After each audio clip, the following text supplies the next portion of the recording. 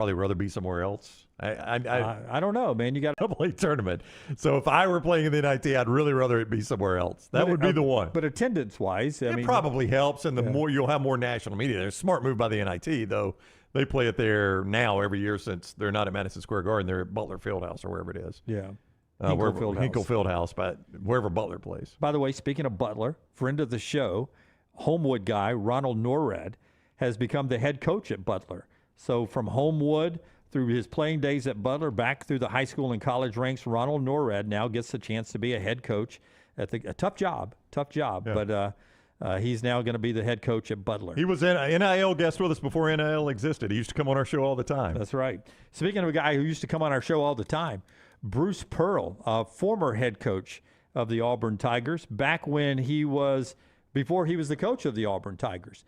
He was the guy who was a great analyst, and I would dare say as good of an analyst as he is a basketball coach. Well, I would say that. No, I would agree. Agree. And now he's back being an analyst again after his retirement. He joins us now. Coach, how you doing, buddy? I came to you too early. Your mic is. Do we have him on? Hold on here. Coach is trying to get the. Yeah. Either way, you're fine with that, Coach, right there. Just I need his audio there. Is that on our end or is that Coach's in there? There we go. We're good now. How you doing, Coach? We're doing great, guys. Okay. Thanks for having me on. That was on our end there. Man, you've been in the news a lot. I think he's used to that. First of all, I want to thank you for jumping on with me. I'm an old school guy, and I was getting asked a lot of questions about last night on the broadcast, your comment, and I was like, I don't know what Bruce is talking about. I want to ask Bruce. So here's Bruce. For those that missed it, you were talking about Hubert Davis being let go at North Carolina. So let's just get right to that. What were you talking about after the Hubert Davis comment, and you got into something that some people may have taken the wrong way? I lost you momentarily there.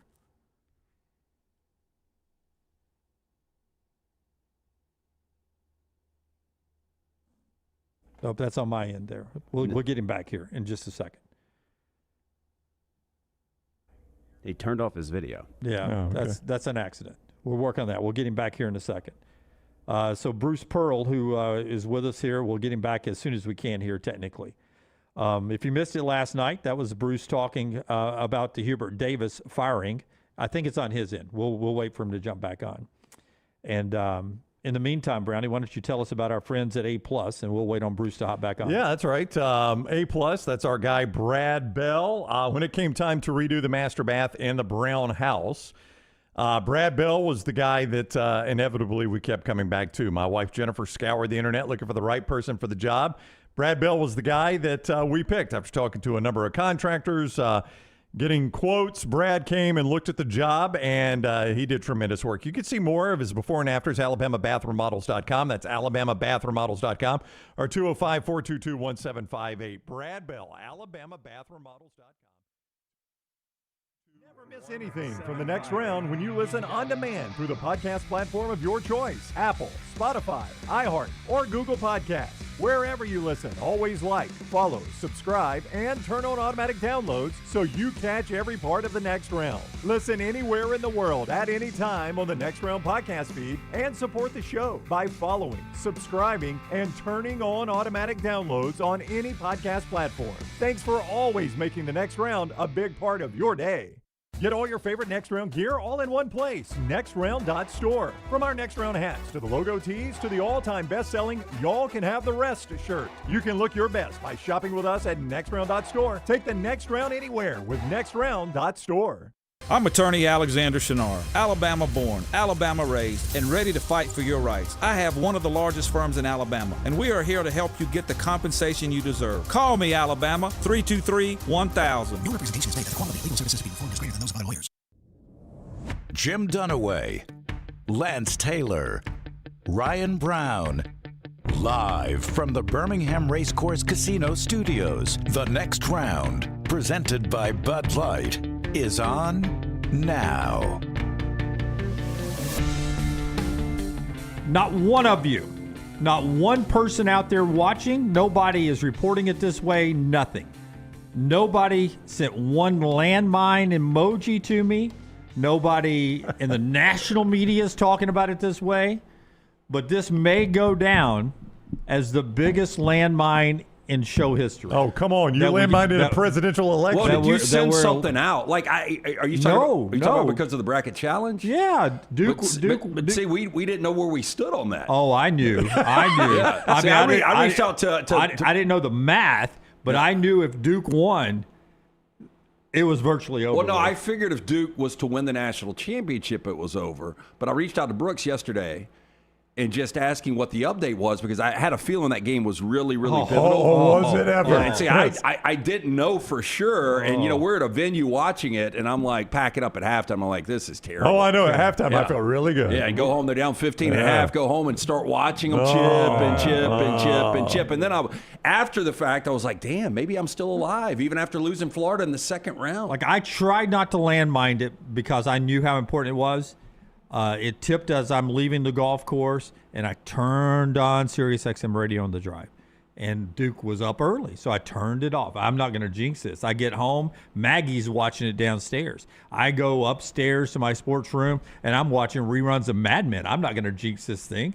I glance at it at halftime. They're up 15 at halftime. Things are good. I'm not going to turn it on. I'm not going to touch it. And then I hear a scream from downstairs. So I walk downstairs, and it's 72-69 at the free throw line. Well, he misses one of them. I said, all they have to do is hold on. That's it. Just Chaos get fouled at the end. We'll talk about that. And more Shannara showdowns coming up on Saturday as we've had fun with this. Tell us about Alexander Shannara, and we'll get into our bracket challenge standings, and then we'll get to reaction and of maybe one of the greatest shots in college basketball history. But the Shannara Showdown has been so much fun. It has been. You got a chance to win every single game day. I hope you've taken advantage of it. There'll be 2 more chances, and then we'll do that big drawing from our guy Alexander Shannara. Grand prize, a bottle of Pappy or $1,000. That's going to be your choice. I know which one I'd choose. We're also paying out other spots, $500, $200 in Amex gift cards, or $250, right? $500, $250, I'm sorry.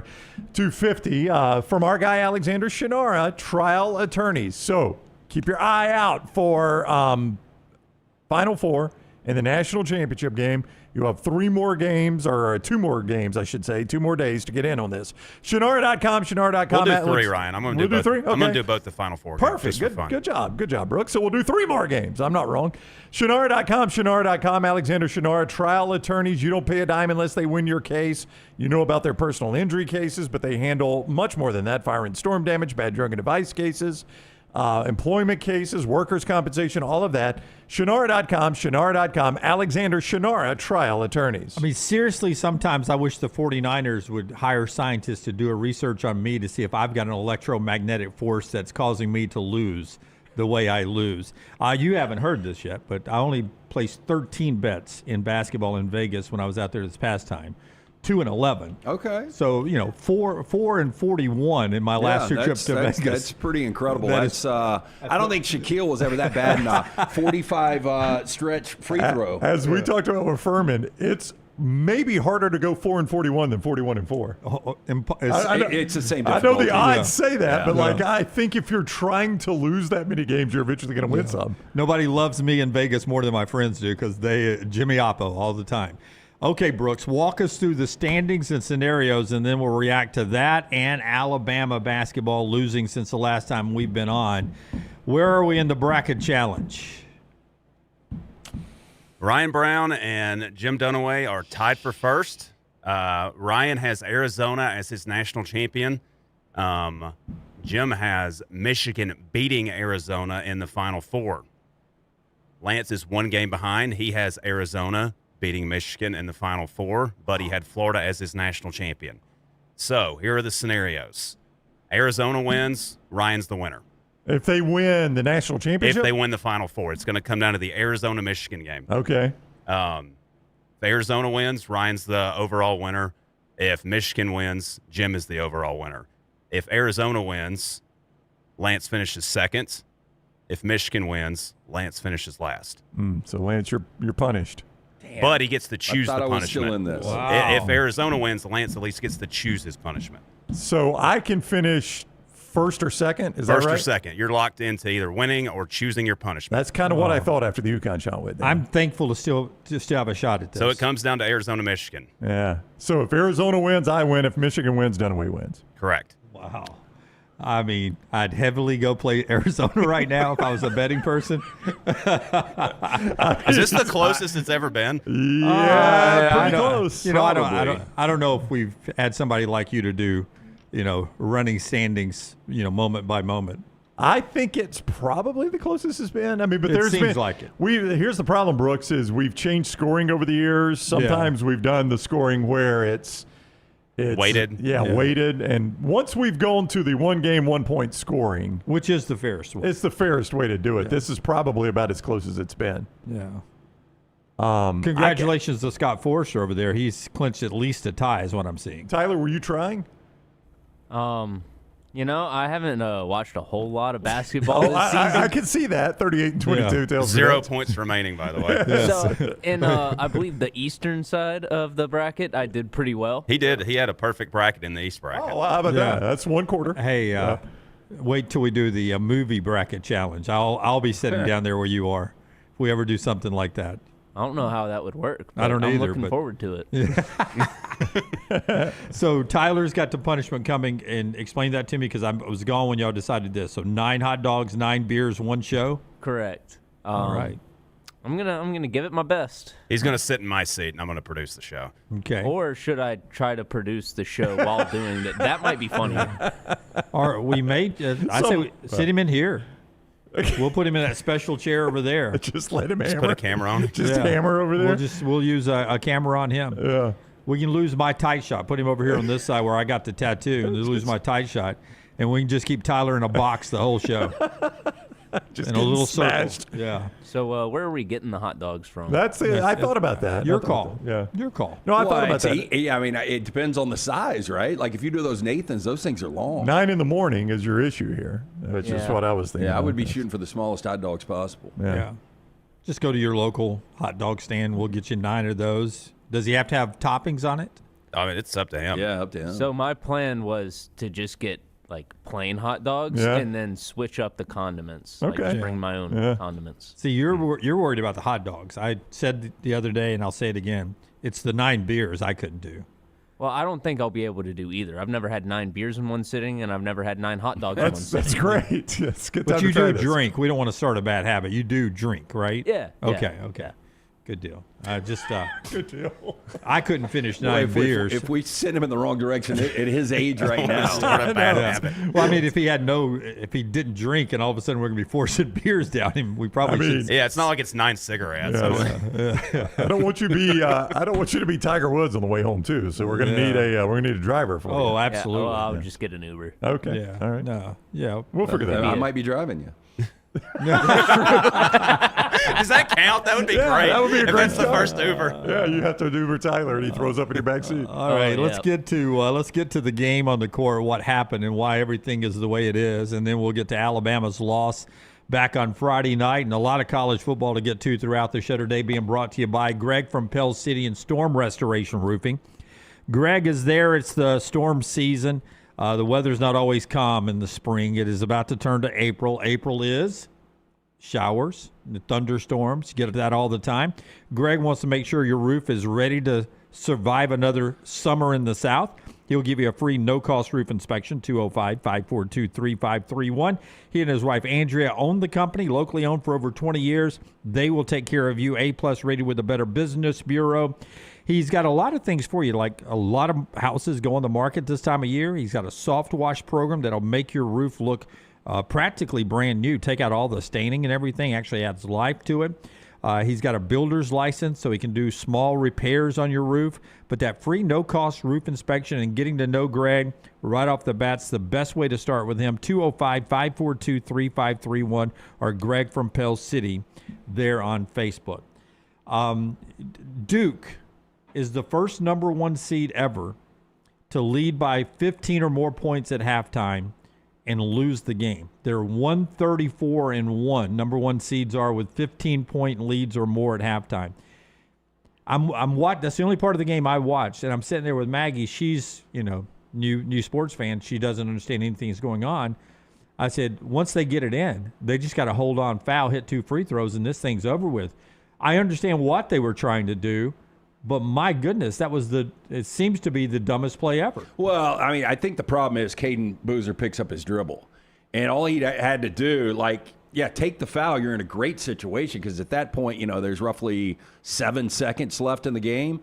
If he makes a pass, the game's over as well. I mean, the only scenario that could have gotten them beat happened. That's it. And all he had to do was not pick up his dribble. I think he just kind of panicked in that situation. And even, I mean, for Braylon Mullins, he got a clean look, but it was from 35 feet. I know. And I'm not saying this is why Boozer did what he did, but you can even see Shire on the replays telling him, because they've got 2 guys all by themselves, if he gets that pass off halfway clean, game's over. Game's over because there's no UConn defender down there. He basically could have done this. He could have rolled it. He could have anything but what he did. Yep. And, I mean, UConn had completely sold out on either getting a steal or fouling right there.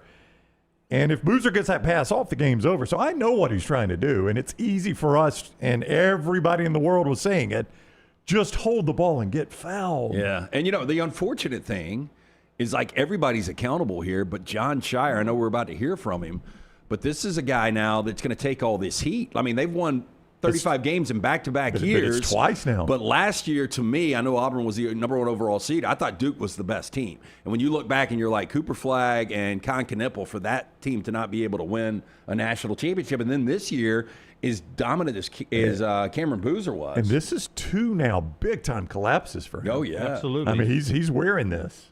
John Shire, who is really good at what he does, as LT says, wins a lot of games, but he has now had a Elite Eight and a Final Four meltdown, blowing leads to Houston last year of 9 points in 2 minutes, and now a 19-point lead in the Elite Eight game, and this is John Shire afterwards. Can you walk us through the final possession, what you saw, if you consider calling timeout, if you wanted them to hold it, what was going through your mind on that last possession? Well, yeah, we just have to secure it, right? I mean, we got it. They had a foul. I was ready for a timeout, and we just got to hold on. And, it's easy to look at that play. I look at every play that happened, especially in that second half. This is not about one play. It's about every play to put us in that position. And that's what you don't want to do, where one play, something can happen. And so for me, look, it's going to be tough, but it's not going to be on one play. I'm hurting right now. We're all hurting. I wish I could have gave more for those guys. Caleb, Pat, and Malik, everyone's hurting, dealing with injuries, coming and playing. It took a lot of heart, it took a lot of balls to do that, So I'm just proud of them, proud of our team. Yeah. I appreciate him not hiding in the locker room like some people, like some pros do. You see a lot of pros who make a mistake like that, they wouldn't come out and talk to the media. They're in the showers in the open locker room. What's crazy about this is Braylon Mullins was 0 of 4 in that game from three-point land. And like you guys said, it was 35 feet. It was logo. But even from just behind the arc, he was 0 of 4. And in the previous 8 games, he's shooting 19% from three-point land. That's even before the NCAA tournament started. This kid doesn't hit a lot of threes. He was in a slump of hitting 19% from three-point land in the previous 8 games. Well, you think about this UConn team, they start 1 of 18 yesterday. I mean, they couldn't throw it in the ocean. And, I'm looking up there and they're down 10, and I'm like, damn, if they were just, at this point, 4 of 18, this game would basically be tied. And then they hit 4 or 5 to end it, including that 35-footer by Mullins, which the Christian Laetner shot is there. The Chris Jenkins shot is there. But, I mean, this has got to be right there with one of the – or it might be the best shot in the history of college basketball. Well, I just didn't feel that watching it. Yeah, we're gonna dive into those big moments later on. I got that circle later in the show to give it its own amount of time. But I'm with you, Lance. That's with everything on the line. It's bigger than some of those big moments in college basketball history. Here's the UConn guys. Hurley on the sidelines. Is he likable? That was he's good. He's good though. But that was the thing. Like, his jacket's I was like, down. This is absolutely incredible seeing Duke lose like this. And then I saw Hurley, and I'm like, damn, like I don't know what You're pulling hate for that more. guy. You're pulling no, but for like him. if you have no dog in the fight at all, like who do you pull for? Because everybody hates Duke and everybody hates Dan Hurley. Yeah. But No, who's, you're right. Who's hated more? This was impossible. Yeah. I was pulling for Duke for self-preservation. That was it. The ultimate would be if Dan Hurley was Duke's coach. Would be. You're right. Historically, everybody, there's a whole documentary on the hate of Christian Laetner and Duke. But there's no bigger villain right now. 3 Final Fours in 4 years, though. You got to give the guy he can his coach. due. Yeah. He can coach basketball, and he makes his guys believe. This team was not playing great down the stretch before the tournament, but my goodness, they're in the Final Four again. Here's Dan Hurley, Braylon Mullins, and Alex Carabin on those last few moments of the game. Dan, you guys started 1 of 18 from three-point range, finished 4 for 5, and hit the game winner from 3. How ironic is that? What do you feel was what turned for you guys down the stretch there? What the hell did you just say? 1 for 18? I knew it was bad. I kept asking the assistant coaches, and no one would tell me what it was. I mean, yeah, it's still loss of words, still processing all like what just happened, but I think that last possession, it was just we were trying to foul the worst free throw shooter on the floor, and Silas ended up deflecting the pass to the other end of the floor, and it's just I had the ball, and I know AK had just hit one, so I threw him at 4 seconds left, and man, he just threw the ball back to me. I knew I had to put one up, so man, I'm just happy that was the one that went down tonight. I think I looked at the rim and I saw we had like 5 seconds left, so I was like maybe something better could develop. Because I think I had Boozer. Cam Boozer in front of me, so like a harder, more difficult shot. So I passed it to Braylon, and when I saw him release it, I was like, that really might go in. And I went in, and the Indiana kids sending us to Indianapolis. So I like that one. I've been using it a lot lately. So I mean, in the air, did you think it was in? I did think it was. I did too. I did too. I did too. Yeah. I thought Alex Carabin was going to take the shot because in those situations, a lot of time when you get an inbounds with 10 seconds left, and there's, there was 2 passes and then the deflection, they probably lose. I mean, it's good that Carabin was able to see the clock or looked at the clock, but it felt a lot longer. Yeah. I mean, it's number one, it's NCAA tournament, so stuff like this just happens in the NCAA tournament. I do not know why. But number 2, I mean, there's just something about when you let a team hang around, it burns you. Yeah. And they just continue. Duke could have ended that game so many times. They had those 3 turnovers in the last, I think it was 4 minutes, 3 minutes, whatever it was. 3 turnovers, counting the end of the game turnover. It's just when you let a good team like that hang around, they're going to find a way to beat you. We didn't have a lot of these moments in this tournament, though. The Kentucky-Santa Clara game kind of gave you 2. You had Santa Clara hit what they thought was the game winner. Then Kentucky comes back and hits the one that forces overtime. Yeah, St. John's did it against Kansas. Against Kansas. That Vandy shot almost went down. The Tyler Tanner shot did everything but fall. Oh, yeah, I was, when I left the venue yesterday and they were down 15, I was thinking to myself, this is the worst regional finals we've seen in a long time. I agree with you. A lot of blowouts. So UConn is on. They get the win there. What is crazy to your point about John Shire, they've only lost 4 games in the calendar year. 365 days since right now, they've lost 4 games. Yeah, but how many are blown double-digit leads? Every one of them. That's 4 out of 4. Every one of them. And that's how this gets magnified. On the one side of the state, you've got Hubert Davis losing his job, and everybody's talking about John Shire, your ACC Coach of the Year, back-to-back conference championships and regular season championships, the number 2 overall seed last year, the number 1 overall seed this year. And you look up and you're like, damn, we got 1 Final Four out of all this. And look, Final Fours are really, really difficult. And I think Shire's done a really, really good job. But this is where we are. It's like, where Kayla DeBoer is following in a legend. I know we bring it up all the time, but it's the same situation with Shire following Mike Krzyzewski. It is, but, I had made the argument myself. I think Shire, to this point, had done it better than anybody I had ever seen.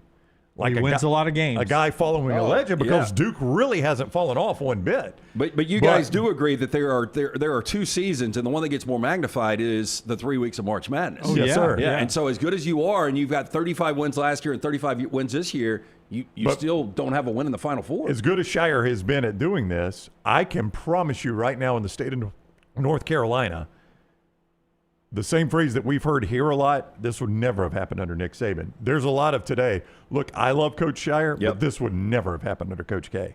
And they're probably right, honestly. I mean, do you think Coach K is going to blow all those leads? It'll be tough. Yeah, I mean, his teams didn't really do that. Well, I mean, you make the free throw, and a lot of people are saying call timeout and explain to everybody what you need to do, da-da-da-da-da. But you make that free throw, boom, if you can get it in really quick, it doesn't give UConn time to set up anything crazy. You just get it and go. I don't know what more he could have done in that situation unless you just practice it. Just a really bad loss for Duke there. UConn moves on. More on what we saw yesterday in the Elite Eight. We'll get to Alabama at the end of their season and the future of Alabama basketball in segment number 2. Ron Slay is with us in hour 2. Segment 3 coming up. The show today being brought to you by the great folks at Hoover Toyota, where, boy, I see the Hoover Toyota logo riding down the roads now everywhere I go. Just unbelievable customer service. I was telling the folks about that over the weekend. You can't beat the fine folks at Hoover Toyota. Yeah, I had an opportunity to take my new Toyota, at least within the last 3 or 4 months. Well, first of all, I took it to get it serviced before I left town to go to the beach.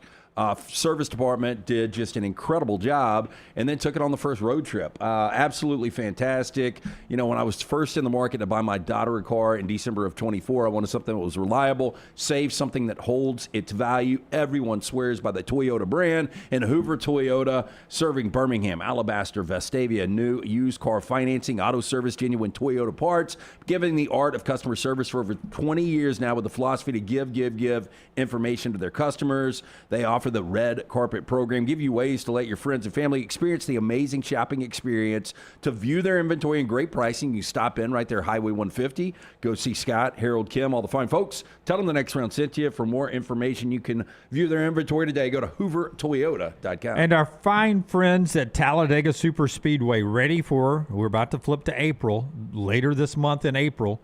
The 26th, the Jack Links 500's in town. You can get your tickets at TalladagaSuperspeedway.com, TalladagaSuperspeedway.com, or call 877-GO-TO-DEGA.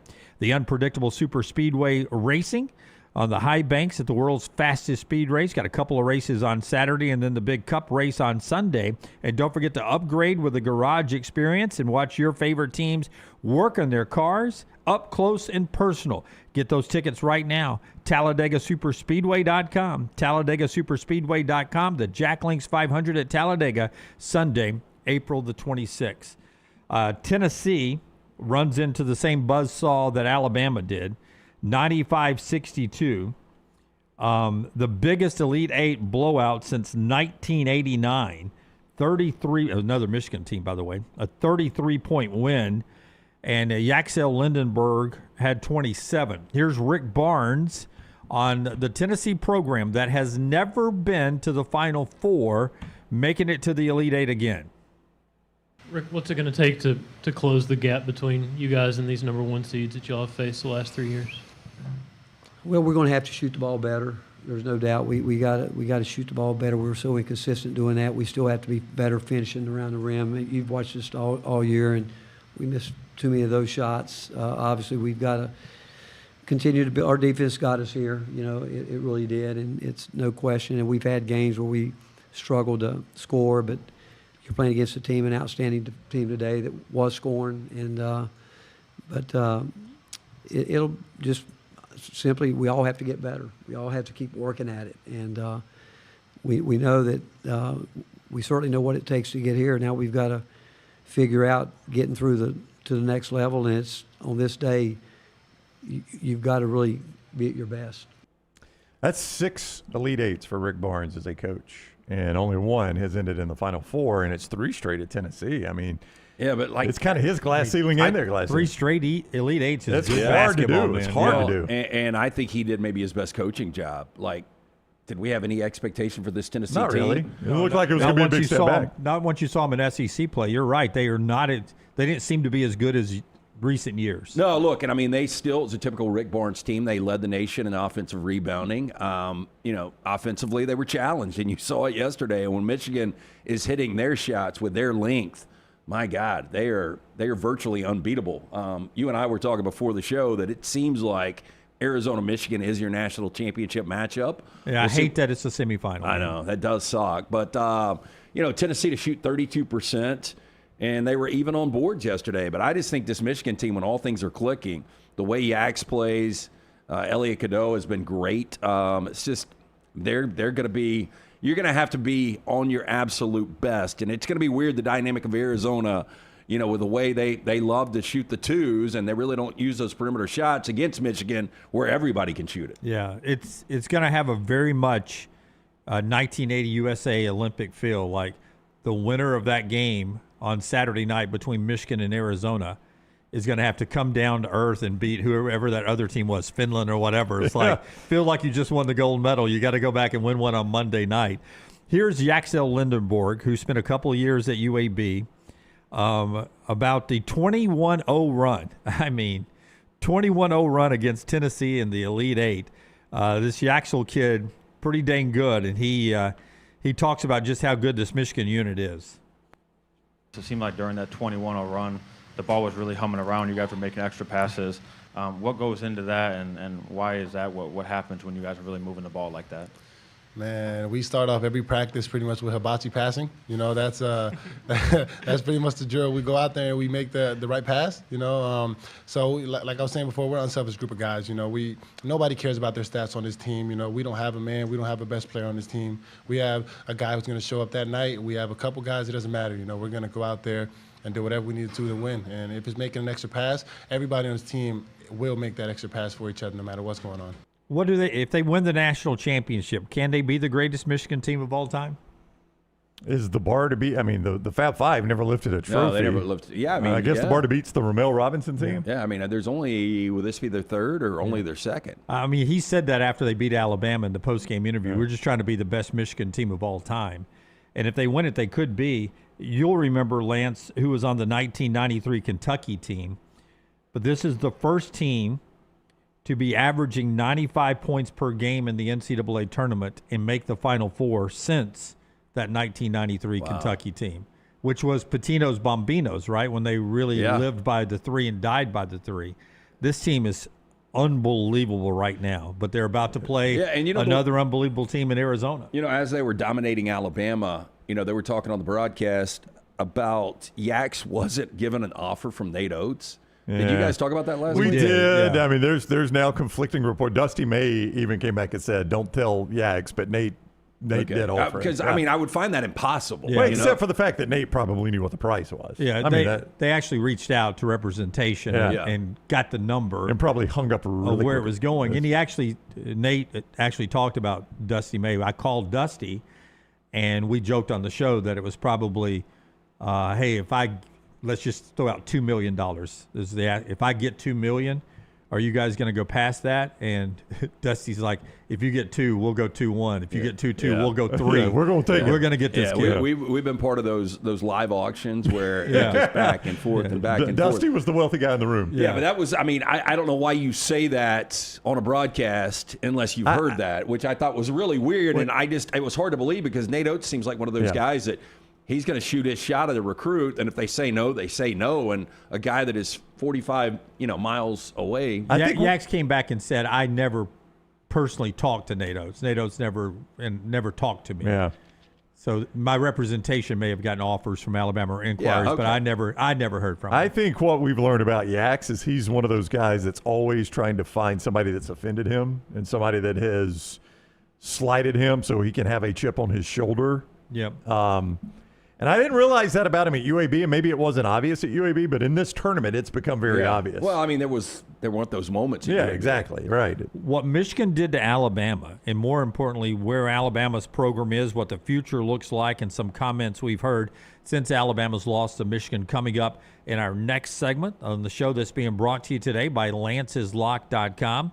No basketball tonight on the men's side. I don't know if he'll play a women's game, but there's a ton of baseball. I think every baseball team plays today. Yeah, and we've heated up in baseball. 2-0 yesterday in baseball. We ended up splitting yesterday. Yesterday was our worst day in the NCAA tournament, going 0-2, but we've still had an incredible tournament, incredible week last week at lanceslock.com. We do bounce back NBA, Major League Baseball today. Jump on board. Free play every single day at lanceslock.com. It is always brought to you by our friends at Hemp Hill Services. Trust the name Birmingham has trusted since 1950. 1954. For all of your plumbing, heating, cooling, any of these issues arise, home or business, they're ready to serve you. Call Adam, Chad, Andrew, the guys there. Hard to stop a train, 205-229-2090 or hemphillservices.com. And if you're looking for a bank that plays on your team, you could find it with Central State Bank, a bank that doesn't just open accounts, they open relationships, family-owned, community-focused, and built on trust.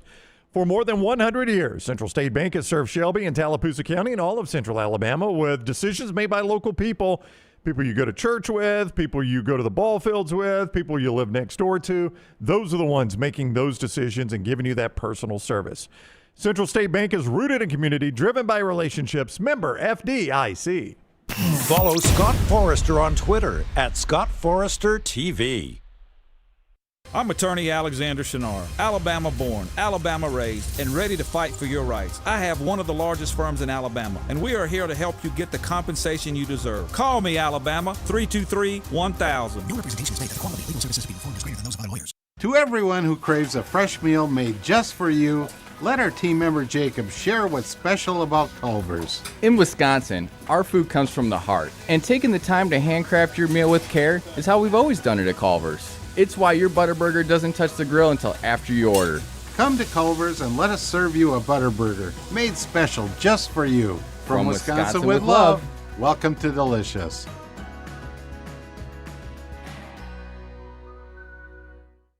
At Central State Bank, we are large enough to serve you and small enough to know you. Manage your money with ease, whether it's mobile banking, hassle-free checking, competitive loans, business solutions, or personalized financial advice. We're your hometown bank with big-time service. Visit us today and experience banking made simple, because at Central State Bank, you come first. Member FDIC. Catch up on all today's Next Round on demand through the podcast platform of your choice, Apple, Spotify, iHeart, or Google Podcast, wherever you listen. Always like, follow, subscribe, and turn on automatic downloads so you never miss any part of the Next Round. Storm season is here. Make sure you have a plan of action in place right now. Greg from Pell City and Storm Restoration Roofing should be your first call when storms hit. Insurance companies love working with Storm Restoration Roofing because of Greg Nelson's name and reputation in the industry. When storms hit, call Greg Nelson. He's local, 205-542-3531. He's the home of the free no-cost roof inspection. Greg from Pell City on Facebook, 205-542-3531. It's Storm Restoration Roofing. Remember the name Way to Wellness if you're battling weight loss in your life. I'm Jim Dunaway from The Next Round. There was a time I was over 216 pounds until Way to Wellness helped me lose 45 pounds, and now for over 2 years, they've helped me keep that weight off. Here's their website, aplanforme.com, aplanforme.com. That's a great name for a website because there's no cookie-cutter plan. Everything is designed specifically for you. No contract, no sign-up fees, and your first consultation is free at Way to Wellness. Hey, there's nothing worse than waking up to a plumbing problem. Don't get caught in a flooded house. Call the guys at Hemp Hill Services. Adam, Chad, and the team at Hemp Hill are the only ones I trust to fix it and fix it right the first time. Hemp Hill Services does it right and always at a fair price. For all of your plumbing, cooling, and heating needs, trust the name that Birmingham has trusted since 1954. That is Hemp Hill Services. Call now, 205-229-2090. That's 205-229-2090. Stop by the New York Butcher Shop and pick up the finest in certified Angus prime beef steaks and burgers, premium pork chops, ribs, and all-natural chicken cut to order just for you. Their chef-prepared entrees and side dishes are the perfect dinner-to-go choice for your family and are ready to heat at home. With a great selection of fine wines and desserts, the New York Butcher Shop is your one-stop dinner shop. 2 locations to serve you, Cahaba Heights and on Highway 119 in Greystone. The New York Butcher Shop. Rare quality, well-done service. Ain't no party like a Dega party. The noise, the chaos, the will to survive. The biggest, boldest, brashest, fastest, and most intimidating track in all of NASCAR. Only one place calls that home. At Talladega, anything can happen. And at this super speedway, everything usually does. Hell yeah, boys! NASCAR weekend at Talladega Super Speedway, April 24th through the 26th. Get your tickets now at TalladegaSuperspeedway.com.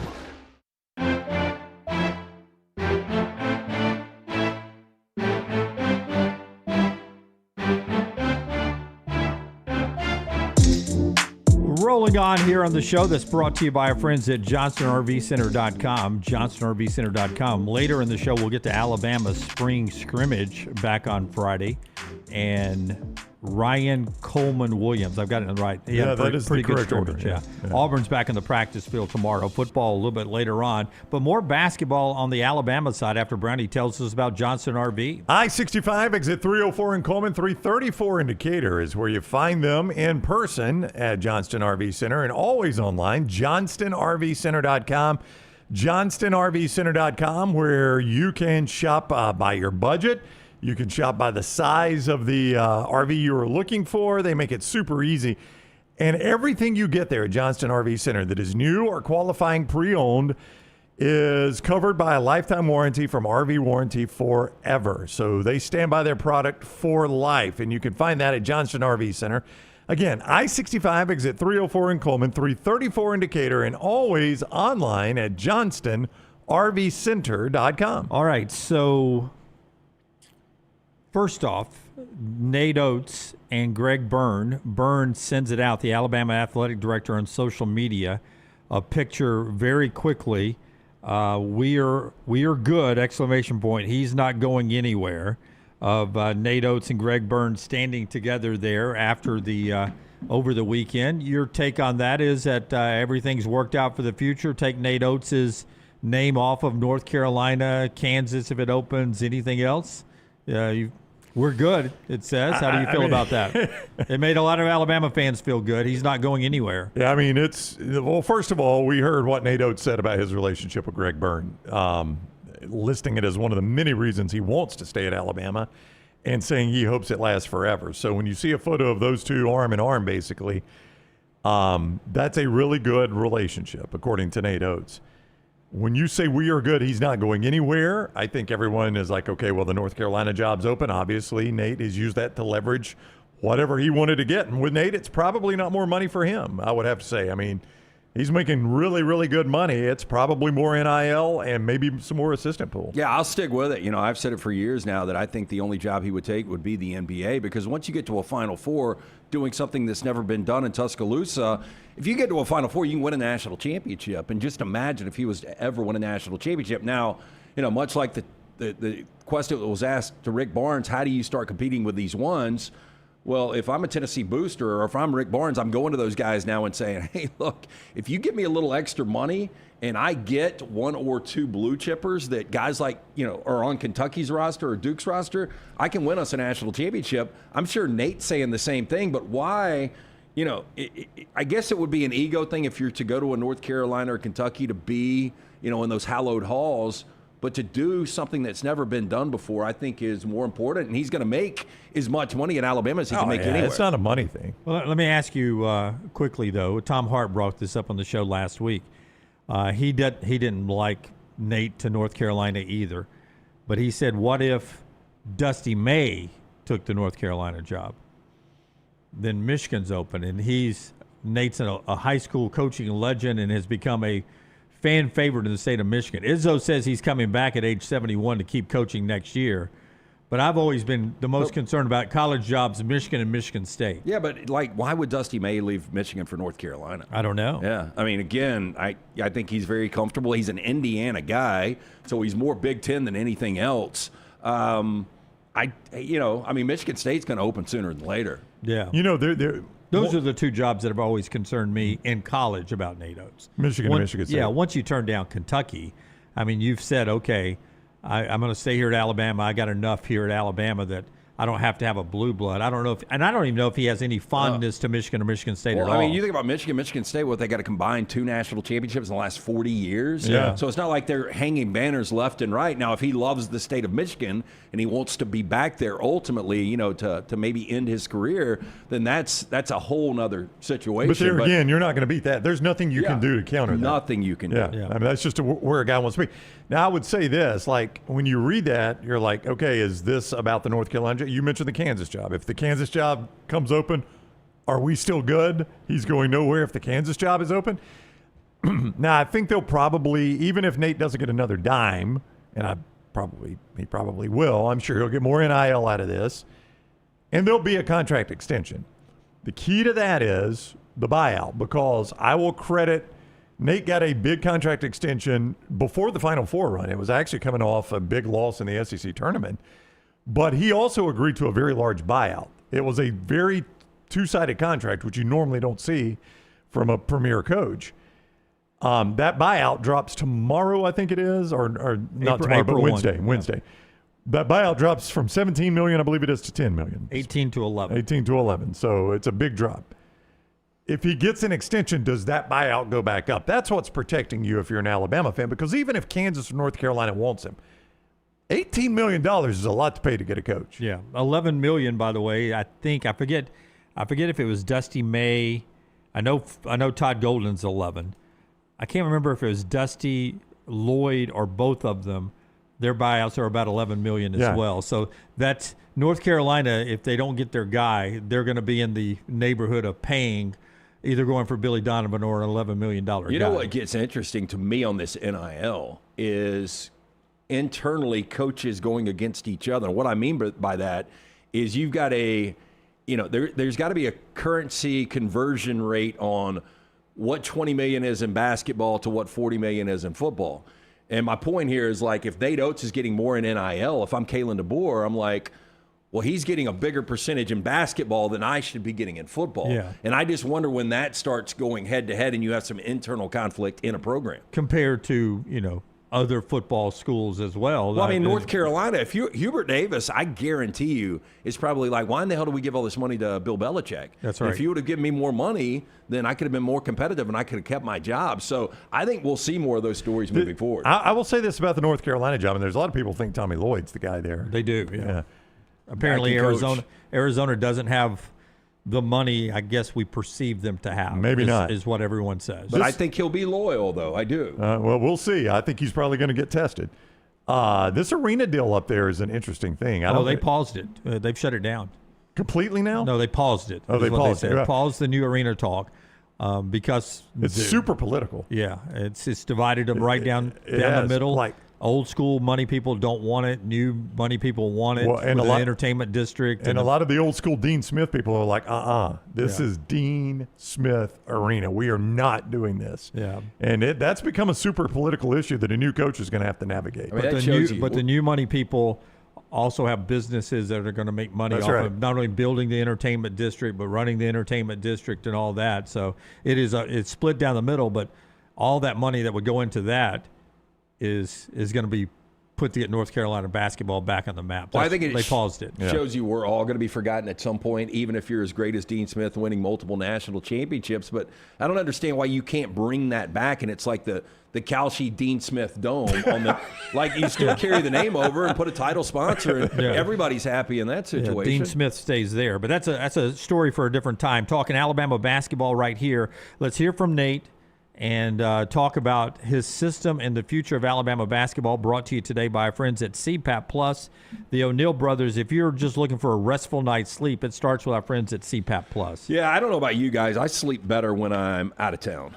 Interesting. Yeah, it's so weird. But last night did not get the quality 8+ hours that I need. If you're looking for the best CPAP gear, personal service you can trust, if you're not getting that proper sleep, Dunaway said the O'Neill brothers, Woody and Joe, will take care of you. O'Neill Medical and CPAP Plus, 5 locations throughout the state, 3 right here in Birmingham, including Pelham Highway 280 and Trussville. Stop by CPAP Plus. You're going to find the best service and equipment all in stock, ready for you with hundreds of 5-star Google reviews. Trust CPAP Plus for all of your CPAP needs. CPAP Plus, where every night matters. For more information, o'neillmed.com. I don't understand, and I've heard this several times, people that complain about Nate Oats' system, that he's got to change, Your system, Nate Oats' system, Alabama's system now, is why you're getting the recruits you're getting.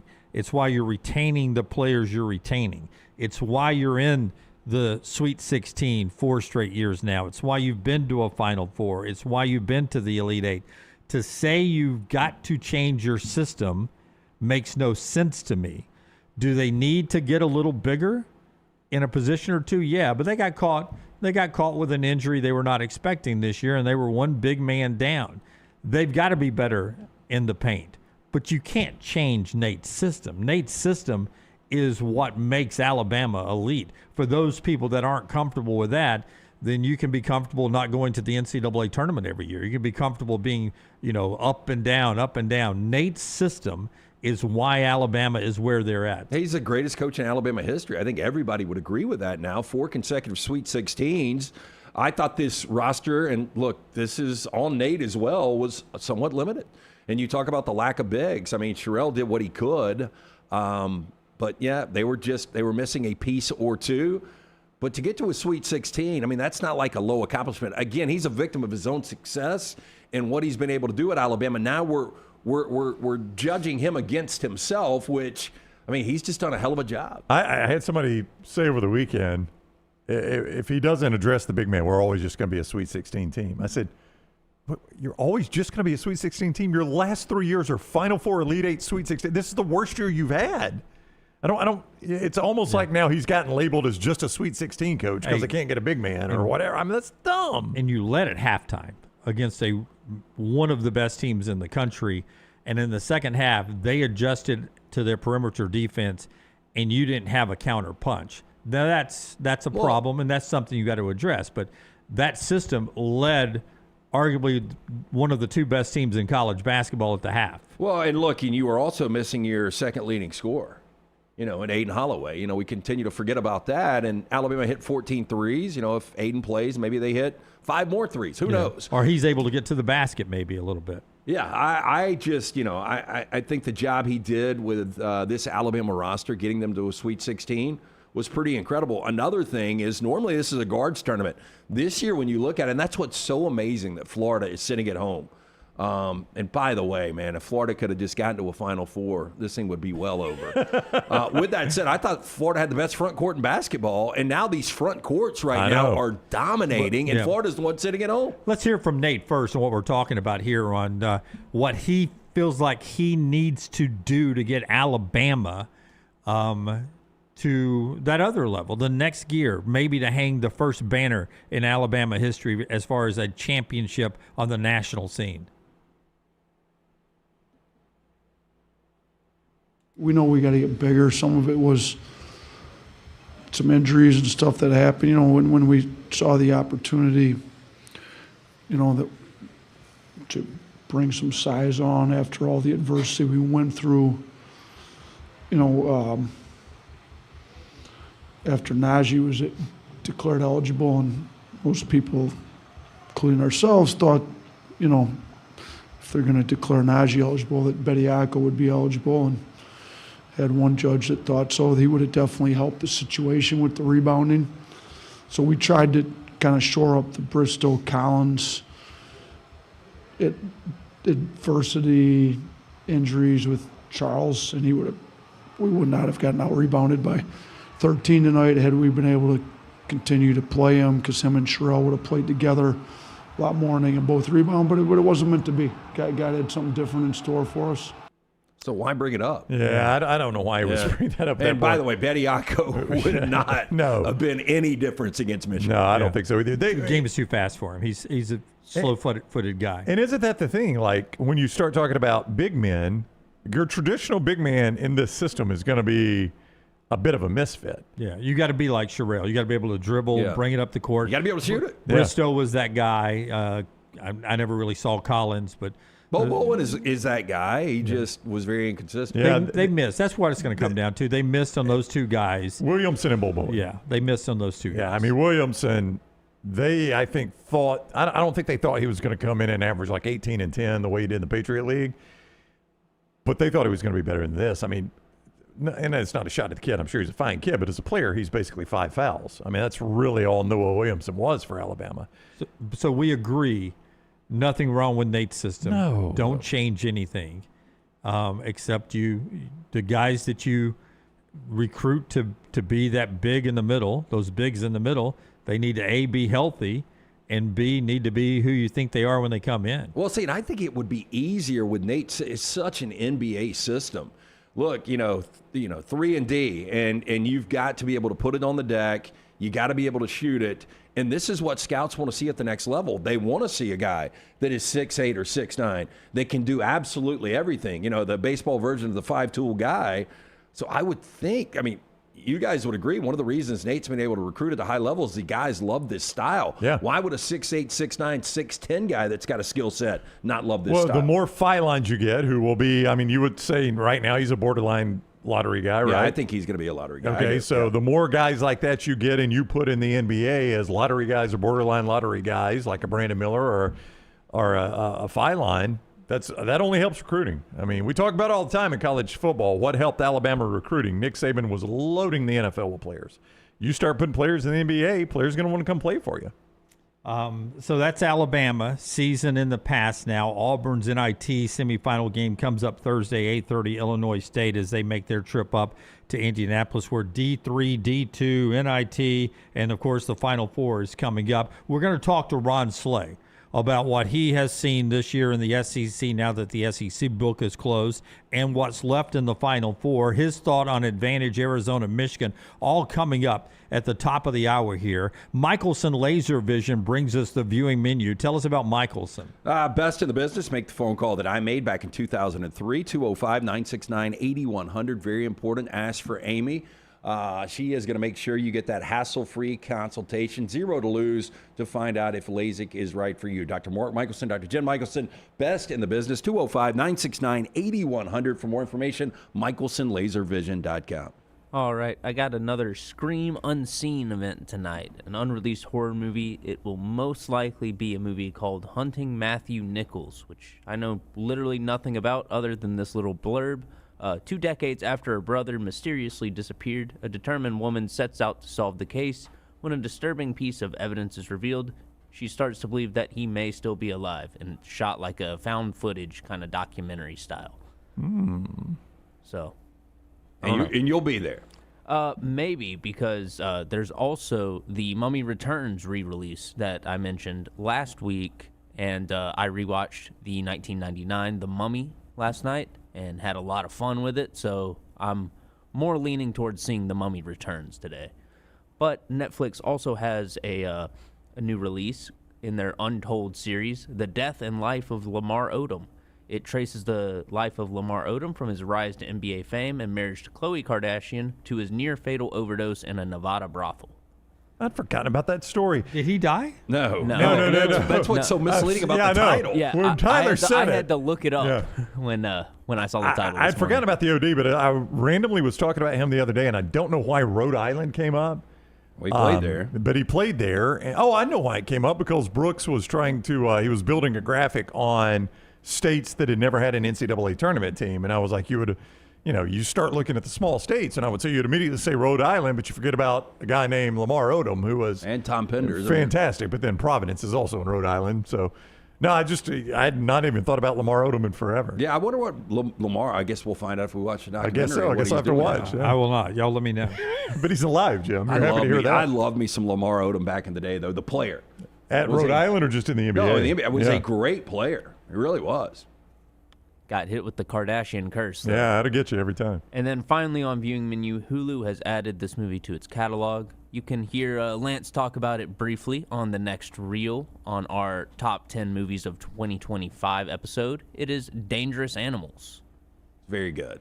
It's about a guy who has a shark boat, and he's also a serial killer who likes feeding people to the sharks. Yeah. Well, that's an interesting way to do it. It is. Yeah. So it's more exotic than feeding them to the pigs, like in Deadwood.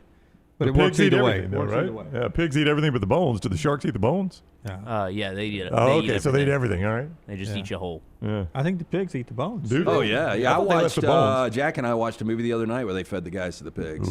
They eat it all. Snatch. There's a plot point in that movie. Yeah. Yeah, only thing left is the clothes. You got to get rid of the clothes. Oh, those are easy. You want to strip them down. I mean, I guess they shit DNA, though, right? Oh, probably so, yeah. But that is what Tyler's watching in the Michelson viewing menu. Real quickly, I told you guys on Friday I was going to do this. I recorded it so I can go back and watch it Saturday morning, and I just shuttled through to any time Tyler Siskey popped up on the screen. But A.J. McCarron and Tyler Siskey, Stallions win 15-13. We'll be telling you about the Stallions home opener coming up here pretty soon. But A.J. and Siskey, they beat Louisville 15-13.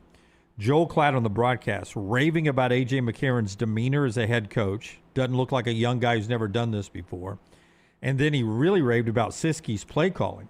Decisive, never hesitant, calling the right play, boom, boom, boom, over and over. I was blown away at how good AJ and Siski were winning that game 15-13. One more road game and then the home opener, and we'll be counting down to packing protective here in a few days. How much did you get to hear them?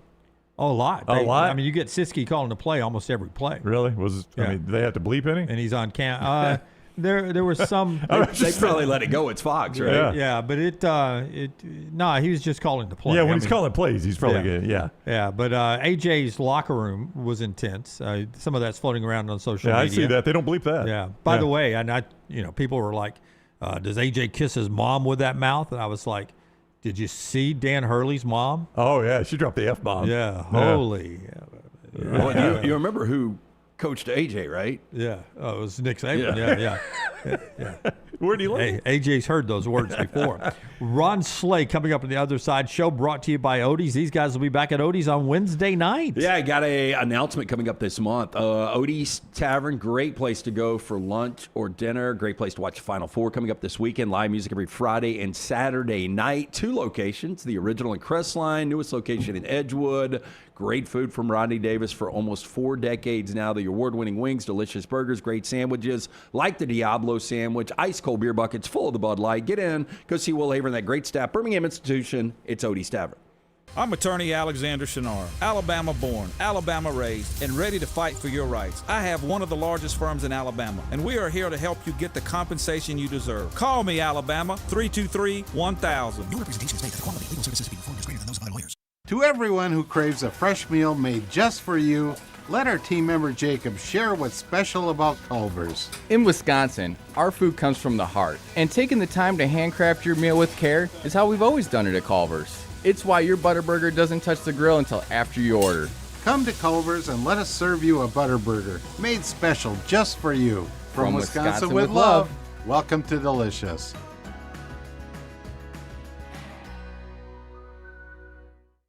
At Central State Bank, we are large enough to serve you and small enough to know you. Manage your money with ease, whether it's mobile banking, hassle-free checking, competitive loans, business solutions, or personalized financial advice. We're your hometown bank with big-time service. Visit us today and experience banking made simple, because at Central State Bank, you come first. Member FDIC.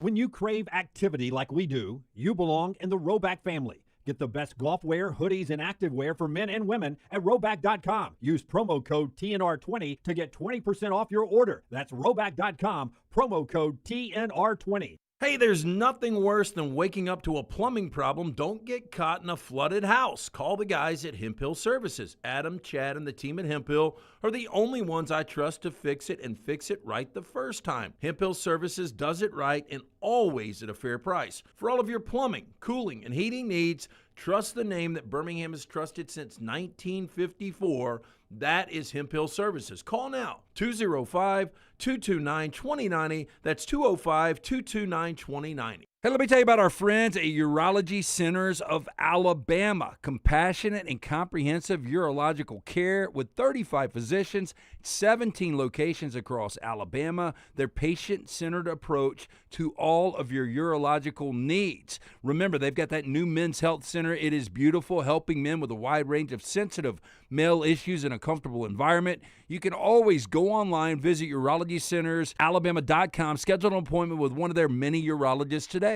Hey, for all of your IT and printing needs, reach out to our friends at Xerox Business Solutions. Look, I'm still one of those old school guys. I print my notes every single day for the show. If you watch the show here on the next round, you see all the notes in front of me.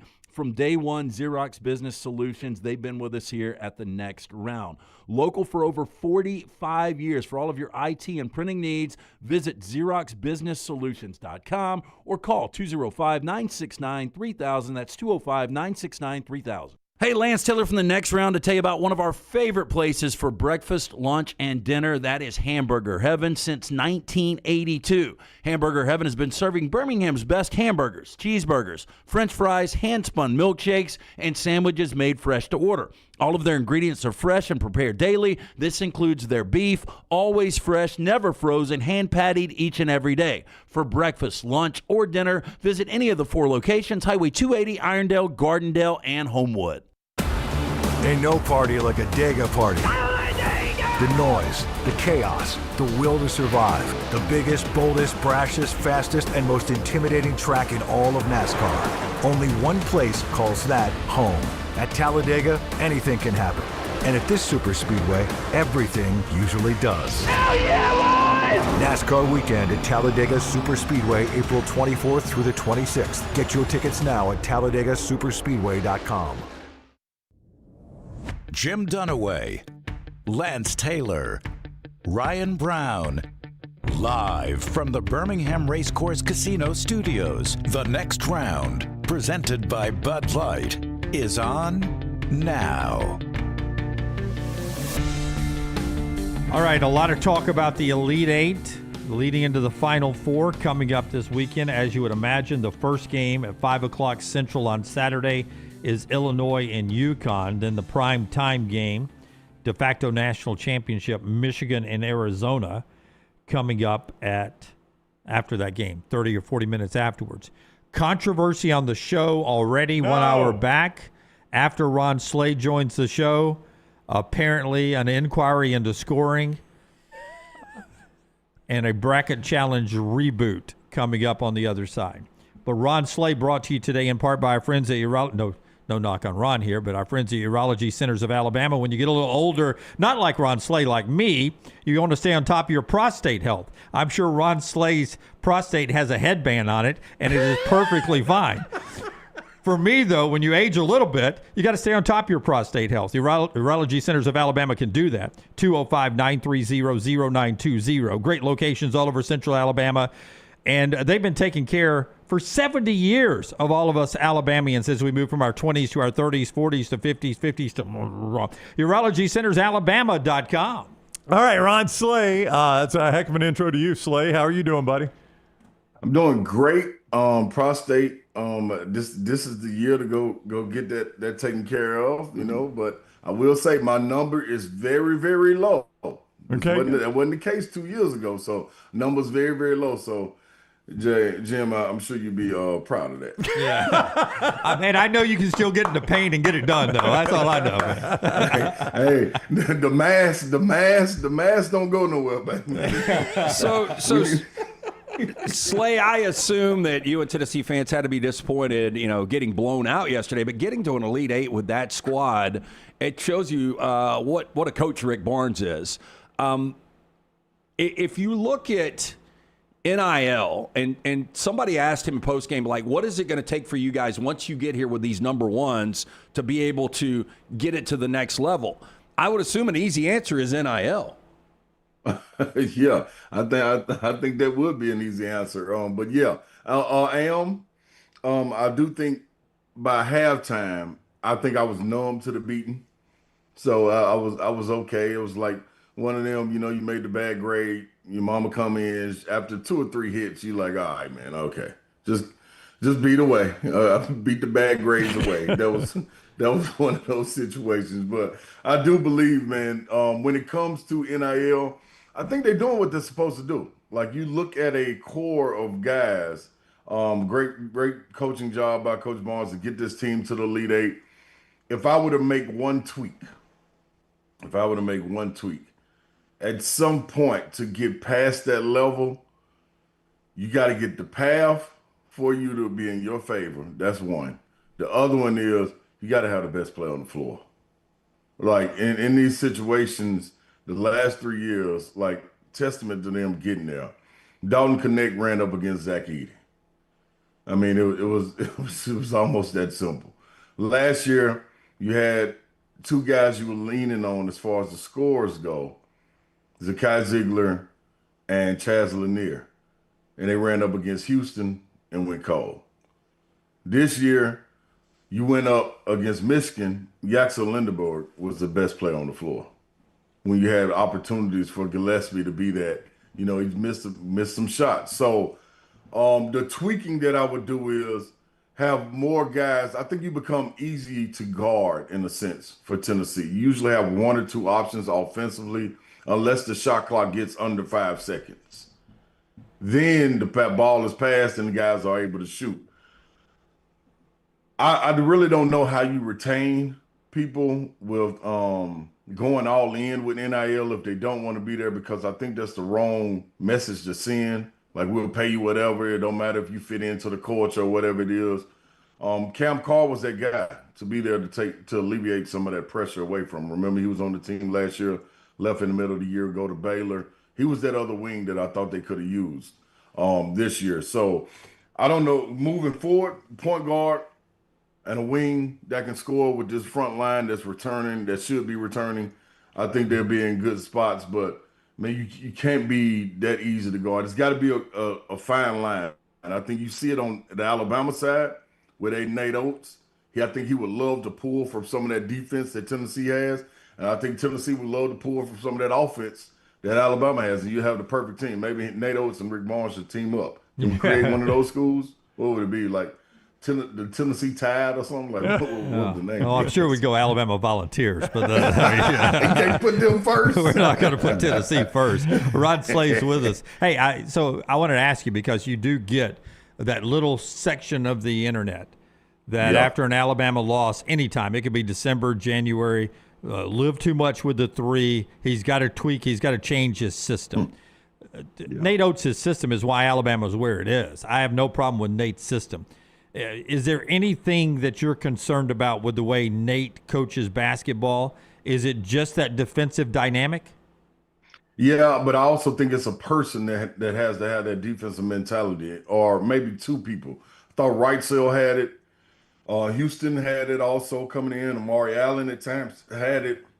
But if you look over there behind the bench, it's a couple of guys sitting over there that's 6'9", 6'10", with some girth on them that should be in that lineup.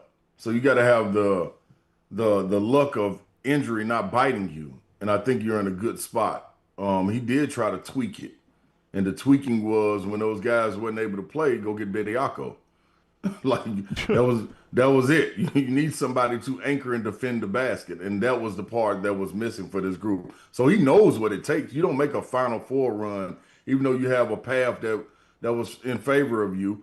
But you don't make it to the Final Four without knowing how to coach or knowing that your system works on both ends of the floor. It could be doing, you just need more buy-in. I think the guys that you have, you're not that athletically gifted offensively, and you can't shift that to the defensive side.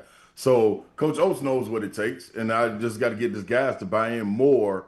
And I thought that was the struggle with this group. This group fought out of holes all year long where they would get in there. And just because they come out and shoot hot like they do it in the second half doesn't mean they wasn't playing defense. They were strapping up and playing D and getting stops and being able to run and get out in transition. That's the basis of his offense as well. Ron Slee is with us, ESPN and the SEC Network, at the Ron Slee on social media. He's with us on the Alexander Shinara Trial Attorneys Hotline. To set up my question, Dunaway, I'll ask for your help. Duke has lost 4 games since when? They're 365 days in the calendar year. Okay. Of those 4, how many were double-digit blown leads in the second half? Every single one of them. What's going on, Slade? We never saw Duke. I'm not doing this. Under Coach K, this never happened. But under Coach K, this never happened. I mean, how do I explain this? The sky's falling. It must be. I tell you, Slade. Coach Barnes can't get past Elite 8. Nate Oats can't get defense. I know. Shire can't coach. I mean, what's going on? When Duke loses, Slay, I mean, all these basketball analysts, not you, not the SEC guys, but all these national guys, it's like we should lower the flags to half staff, man. I mean, it's Duke. Duke lost, man. It's wild, man. I thought coming into it, though, when was the last time we saw, this is a question that got to be asked, man. When was the last time we saw a freshman lead us to a national championship? Carmelo Anthony. Carmelo? Was that it? Was that 2003? Okay. I mean, that sounds like it. I think so. Yeah, that was the last one I remember. You know. So I mean, and that was with us seeing some freshmen that were phenomenal that still wasn't able to get there. So you're looking at these Duke teams, the ones that are losing the lead. Not saying that's the reason, but I think it's good to have some veterans around, man, and it's hard to do. It was the same thing you just asked about Coach Barnes. How do you retain this talent and stuff?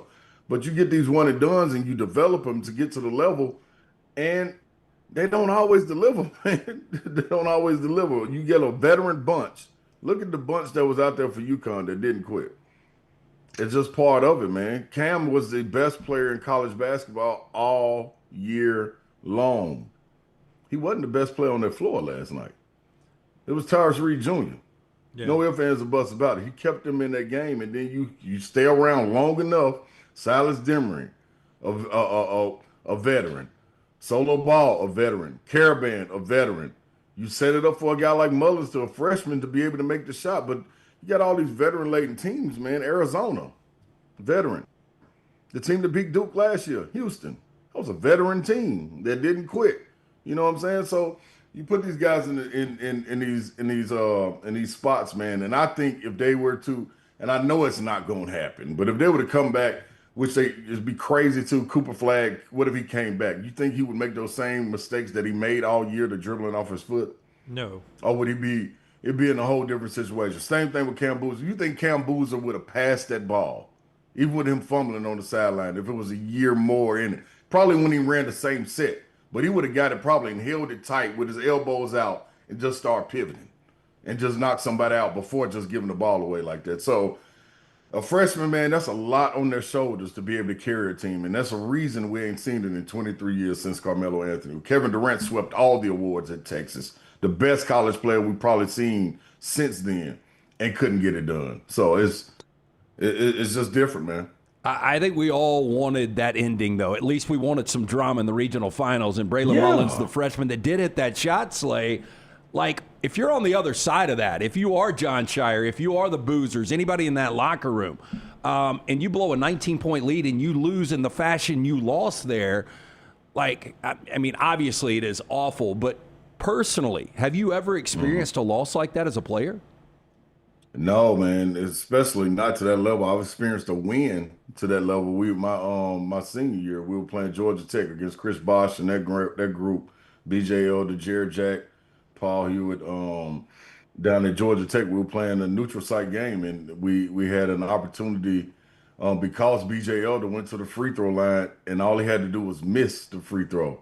He made the free throw, which gave us an opportunity for us to take the ball out, make a pass to half court, and John Higgins hit a half court shot to win the game. All he had to do was miss the free throw, and I think it was 0.7 seconds on the clock.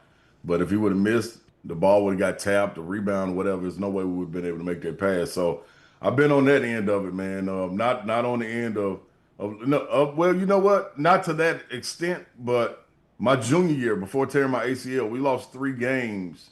No, we lost 5 games by a total of 7 points. All came down to the wire. The last one was in Louisville. Rick Pitino team, Reese Gaines, went crazy on us and hit like 3 threes in like 30, 40 seconds or something crazy. So I understand both sides of it, man. It's just sometimes that's the luck of the draw too, dog. Like, just can't get out your own way sometimes, man. Last year, half the Final Four was the SEC, and they won the national championship. Tennessee was the last SEC team standing, the only one in the Elite Eight. You concerned about it, or are you excited the fact that, you know, the worst team in the league's got Will Wade now, so they're going to come back? You like the health of SEC basketball, or are you concerned about it?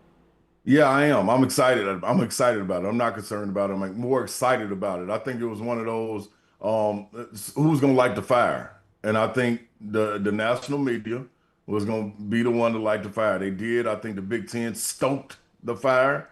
The Big 12 was just being who they were, you know, just trying to let people know that we're here after adding teams to their conference. But you look at what the SEC is doing. You bring a guy like back in like Will Wade, who had success at LSU. And I don't think you get LSU back to challenging for an SEC championship, but at least being in the middle of the pack to make an NCAA run. I think that'll be right. I expect Chris Beard to bounce back and have his guys going. Bucky Ball will be back.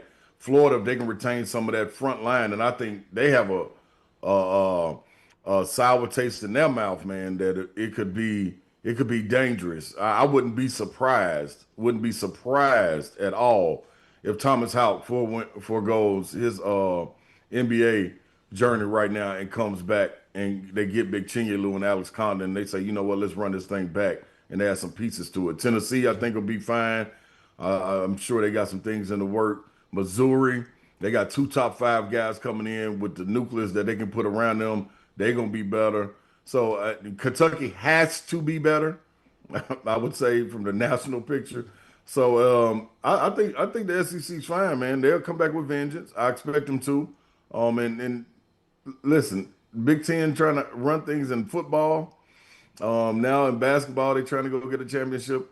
So it's okay for us out here in the South. We got Southern hospitality. You know what I mean? We like to welcome people with open arms. But one thing you better believe, if you come in here and disrespect our house where we got these championships at, it's gonna get real disrespectful and some furniture moving. So I expect us to handle business and them getting thrown out the back door. It's a warning straight from the boom boom room with Ron Slay.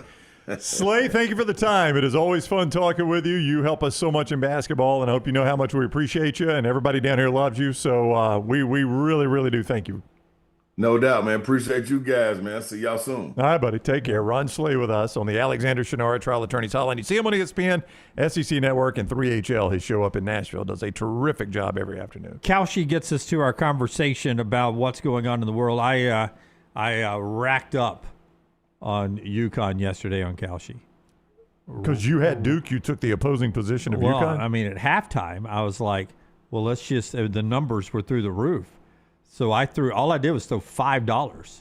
Took a position on straight up UConn, and I think that $5 turned into $68 for me. That's nice. That's the type of stuff you can do at Kalshi. Yeah, I had Michigan against Alabama when they got down 9 to Bama is when I popped it. And that's the best part about this whole Kalshi thing. You can jump in game and sort of ride. You're like, man, 9 points, I can get a good position here, but I know they're going to come back. The final minute and a half, I got a 5-1 return on St. John's against Duke. It didn't work out, but it came down to that last moment. I mean, that is the fun thing about Kalshi is it's legally available in all 50 states, and you can jump in before the game, halftime of the game, or at the very end of the game. That's right. Play baseball too, but basketball right now. Code TNR at Kalshi. TNR gets you $10 on your first $10 position when you use code TNR at Kalshi. Illinois, UConn right now. Illinois with a slight edge, 56% to 45%. Arizona, Michigan, neck and neck. Michigan at 52%, Arizona at 49%. You can play those games all week right there at Kalshi.com. But we recommend you download the Kalshi app right there on your phone. Easy to navigate, easy to use. Kalshi.com or the Kalshi app. Code TNR to get $10 on your first $10 position. I didn't want to show Blake's handle and how much money he had left in his Kalshi account, which is why I wiped it off. But he sent me, Blake, one of our great listeners, send us a combo 2 prediction. He had Michigan giving the points and UConn to win. And he took a position and walked away with $535 with our friends at Kalshi yesterday. So Michigan laying the points to Tennessee. Yep. And UConn money line? Yep. UConn money line. Have you checked with everybody talking about UFOs or UFAs or whatever it is now? Is there something? Because not only sports, politics, pop culture. Can you get something on aliens? Ooh, let me check that. I'm going to have to dig deep on that one now. Do it in the commercial break. Yeah. We'll do it later on. Right now, controversy on the show, where earlier Brooks gave us updated standings where it came down to basically Arizona, Michigan, winner take all in our bracket challenge. But or did he give us the standings? Or did I just got guilty when I walked in there. So now LT has gone to the back room. Yep. He has talked to the judges, and we've had a recount.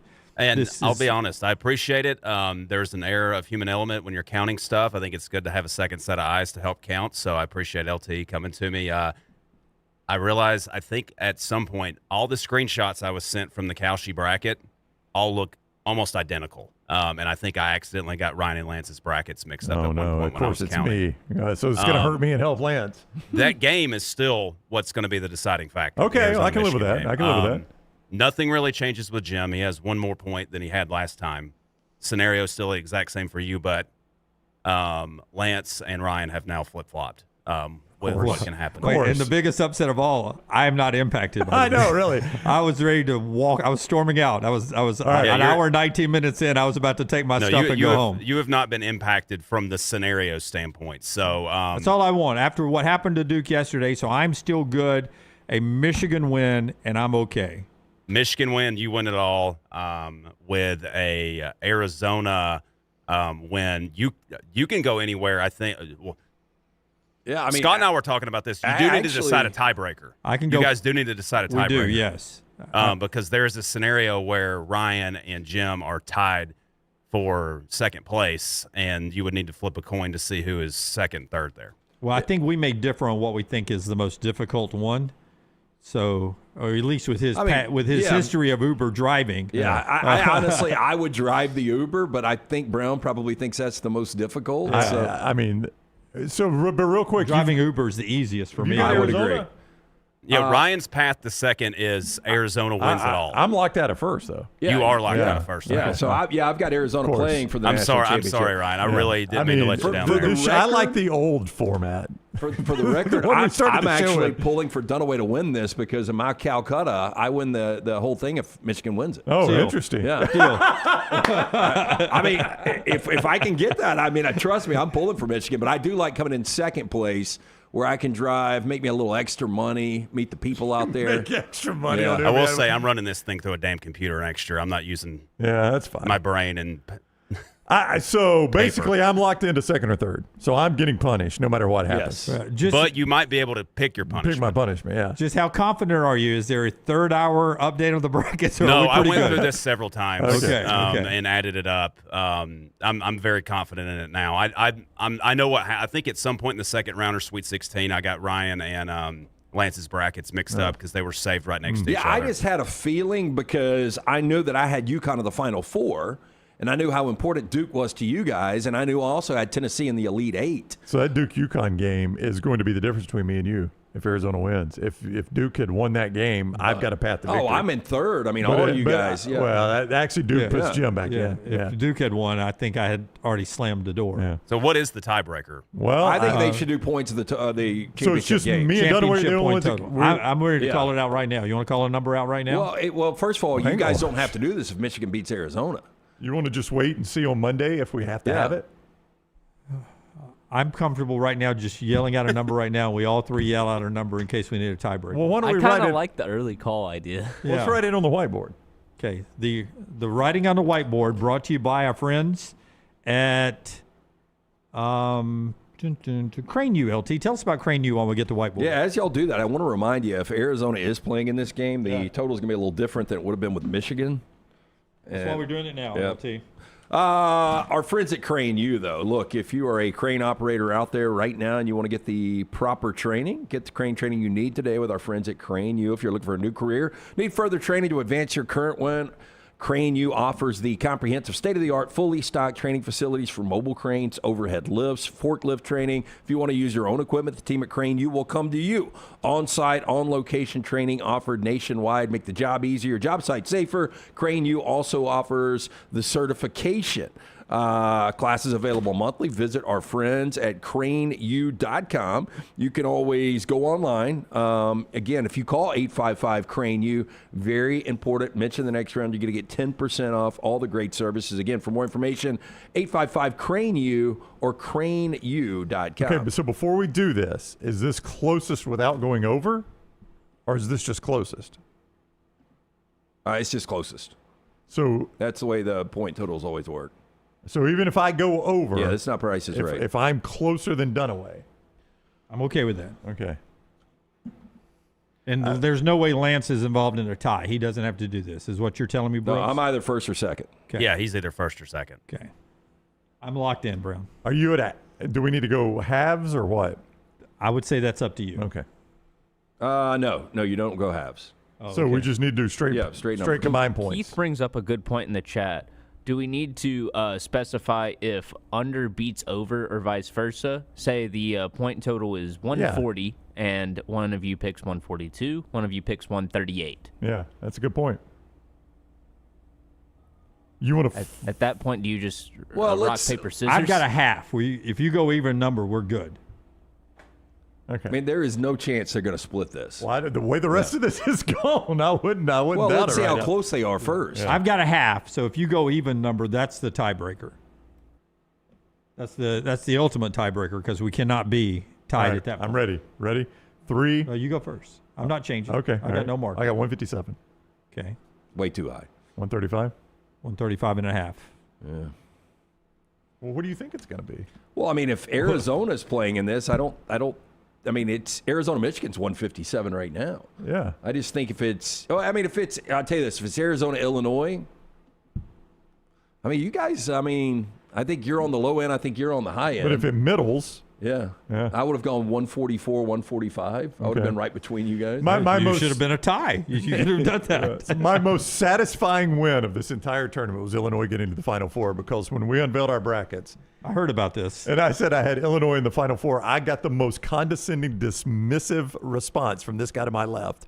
They have, and you remember it, right? Oh, yeah. You know what you said. I said, I've got Illinois in my Final Four. Pff, good luck. Yeah. I mean, the most condescending, they let me dismissive down good luck I could all get. Year long. Hey, their defense is much better right now. It's funny how that works, isn't it? It is. I mean, they figured out how to play defense in the NCAA tournament. I just don't see how they're able to play in the United States NCAA tournament when basically their whole team is Eastern Europeans. I mean, it is every guy is Stojanovic, Stojakovic, Marcelic. And the best line of the weekend was from Stan Van Gundy, which, by the way, that's my favorite announced team. Is Kevin He does Harlan. a really good job. Kevin Harlan, Stan Van Gundy, and Robbie Hummel is really, really good. I don't know if y'all pay close attention. I remember when he got his start on the Big Ten Network. He sounds like Jay Billis. Like if you just turn the game on, you think Billis is doing it, but it's Robbie Hummel. And Stan Van Gundy, they're a really, really good crew. And Stan Van Gundy was talking about Peja Stojakovic, and they were talking about how Peja is one of the greatest outside shooters of all time in the NBA. And like his son is different. His son drives to the basket and plays a more physical game. And Stan Van Gundy goes, that's not the only way they're different. He goes, with all due respect to Peja, he wasn't exactly picking up the other team's best offensive player every night. He's like, his son plays a little more defense. He could shoot. Those Kings teams were really, really good, too. I thought it was a great line for Brad Stan Van Gundy. Underwood, worst hair in the tournament, right? It's awful, man. I don't know what you do. You but shave it. You got too much gel in there. It's still showing off your bald spot. Yeah, you got to shave it. Yeah. Yeah. He's got a water gun, though. He does. He's going back to the Final Four. Alabama beat them earlier this year, but Illinois is in the Final Four. So, too, is Michigan and Arizona and that little team we call UConn, winners of 3 of the last 4. We'll talk more basketball, little football, 4 down, still to come in the final half of the show. That's being brought to you by our friends at A+, the people that changed Brownie's home there. Yeah, A+, it is Brad Bell. That's the guy that, when it came time to redo the master bath in the Brown house, that's the guy that came out and did it, Brad Bell. My wife, Jennifer, when it came time to do that job, scoured the internet looking for the right person for the job. Brad was the guy that she found. She just, time and time again, that was the name that kept coming up. So she gave him a call, and he came out and looked at our job and did it exactly like we wanted him to do it. It was just terrific work by his crews. Here's what he specializes in: master bath, kitchen, and master bedroom closets. Now, that's not to say it's all Brad does, but it's his specialty for a reason. Number one, when you live in your home with those updated rooms, you get a lot of use out of them, and they're more functional, they're cleaner, they're nicer. But when you go sell your home, you can make some of the money back on those rooms, master bath, kitchen, and master bedroom closets. They really pop when people come out to shop. AlabamaBathRemodels.com to see more before and afters and get in touch with Brad. AlabamaBathRemodels.com. And our friends at Way to Wellness, your journey to healthy living. Leslie and her board-certified team ready to jumpstart your weight loss. How can you do that? Well, they've got everything available to you, from injection therapy to meal replacement, protein bars to cut down on bad snacking, and about 97 other ways to help you jumpstart that weight loss. You can see everything they have to offer at aplanforme.com. Aplanforme.com. There's no contract. There's no sign-up fee. And that first consultation with Leslie and her team, absolutely free. Aplanforme.com. It's Way to Wellness, your journey to healthy living. Take the next round anywhere you go with official Next Round gear. Buy yours today at nextround.store. I'm attorney Alexander Shinar, Alabama born, Alabama raised, and ready to fight for your rights. I have one of the largest firms in Alabama, and we are here to help you get the compensation you deserve. Call me, Alabama, 323-1000. Your representation is made that the quality of legal services being performed is greater than those of other lawyers. Sterling and the fine folks at Champy's Chicken on Highway 119 in Alabaster want to welcome you in for a great lunch or dinner starting at 11 a.m. every day. Chicken that's brined overnight and cooked to order, and the taste of the Delta with those Delta recipe tamales. Champy's is perfect for all your tailgating needs this football season. You can also choose Champy's for your next party, wedding, or birthday. Great food, great people. Champy's Chicken on Highway 119 in Alabaster, and everything online at champyschicken.com. At Central State Bank, we are large enough to serve you and small enough to know you. Manage your money with ease, whether it's mobile banking, hassle-free checking, competitive loans, business solutions, or personalized financial advice. We're your hometown bank with big-time service. Visit us today and experience banking made simple, because at Central State Bank, you come first. Member FDIC. Catch up on all of today's Next Round on demand through the podcast platform of your choice. Apple, Spotify, iHeart, or Google Podcasts. Wherever you listen, always like, follow, subscribe, and turn on automatic downloads so you never miss any part of the Next Round. Stop by the New York Butcher Shop and pick up the finest in certified Angus prime beef steaks and burgers, premium pork chops, ribs, and all-natural chicken cut to order just for you. Their chef-prepared entrees and side dishes are the perfect dinner-to-go choice for your family and are ready to heat at home. With a great selection of fine wines and desserts, the New York Butcher Shop is your one-stop dinner shop. 2 locations to serve you, Cahaba Heights and on Highway 119 in Greystone. The New York Butcher Shop, rare quality, well-done service. Remember the name Way to Wellness if you're battling weight loss in your life. I'm Jim Dunaway from the Next Round. There was a time I was over 216 pounds until Way to Wellness helped me lose 45 pounds, and now for over 2 years, they've helped me keep that weight off. Here's their website, aplanforme.com, aplanforme.com. That's a great name for a website because there's no cookie-cutter plan. Everything is designed specifically for you. No contract, no sign-up fees, and your first consultation is free at Way to Wellness. To everyone who craves a fresh meal made just for you, let our team member Jacob share what's special about Culver's. In Wisconsin, our food comes from the heart, and taking the time to handcraft your meal with care is how we've always done it at Culver's. It's why your Butterburger doesn't touch the grill until after you order. Come to Culver's and let us serve you a Butterburger made special just for you. From Wisconsin with love, welcome to Delicious.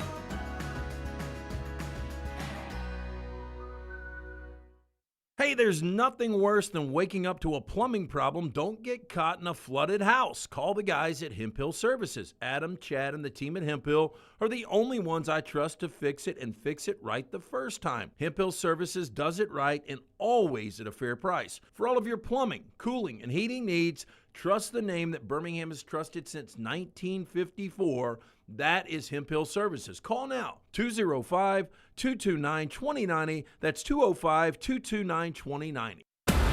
Ain't no party like a Dega party. The noise, the chaos, the will to survive. The biggest, boldest, brashest, fastest, and most intimidating track in all of NASCAR. Only one place calls that home.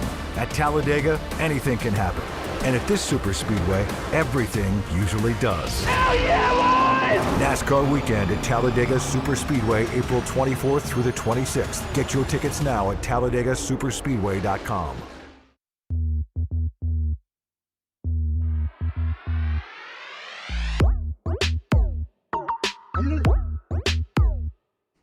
Four Downs coming up in our next segment in the final hour of the show. Already Ron Slay, and we've talked a lot of basketball.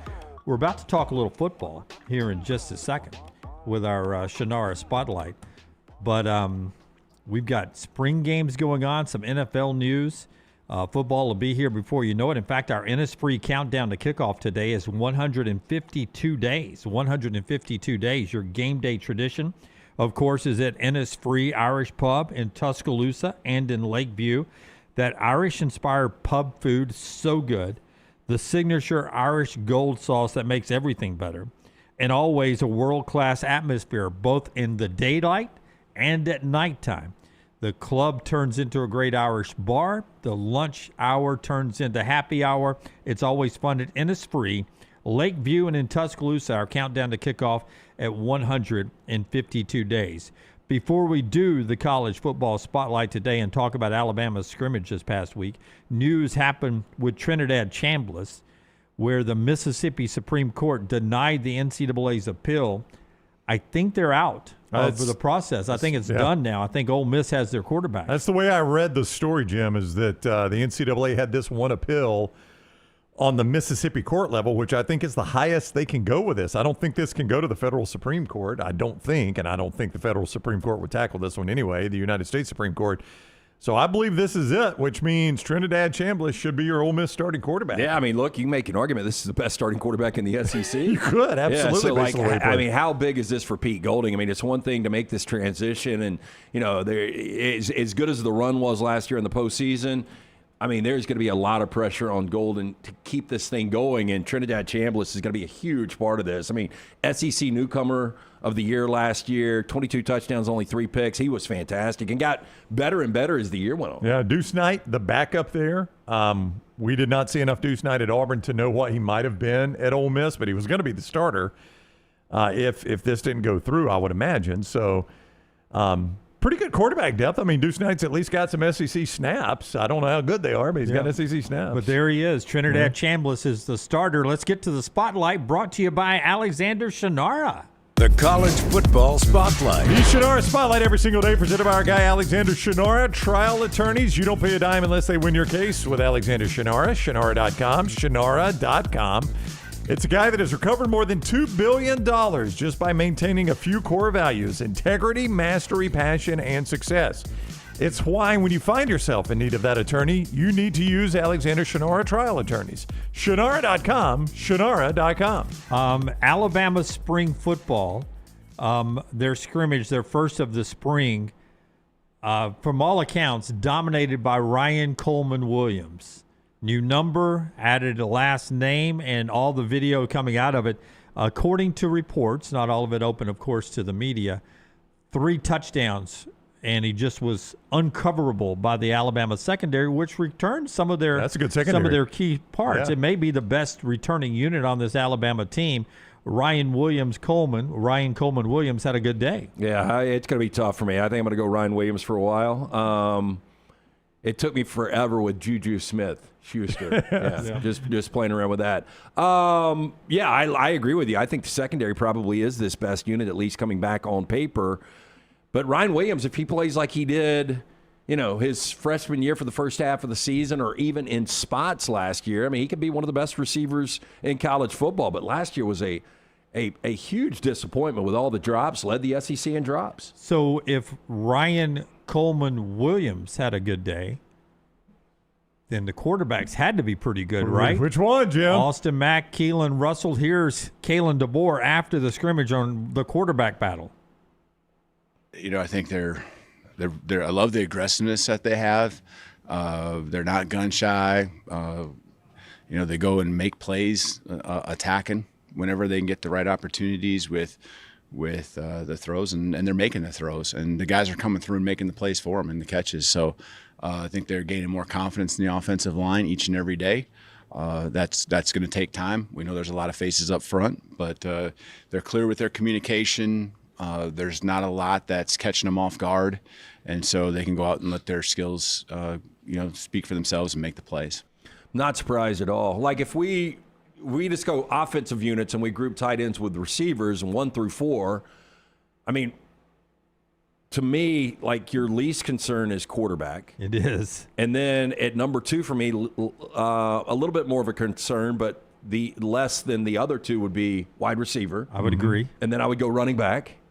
And then I would go offensive line as your biggest concern. But I'm just not concerned at all with what you've got coming back at quarterback with Ryan Coleman Williams, with Lottie Brooks. I mean, you've got pieces there. You do. You definitely got. The freshman, Sendarian Morgan. Yeah, Sendarian Morgan is a guy that they can't say enough good things about.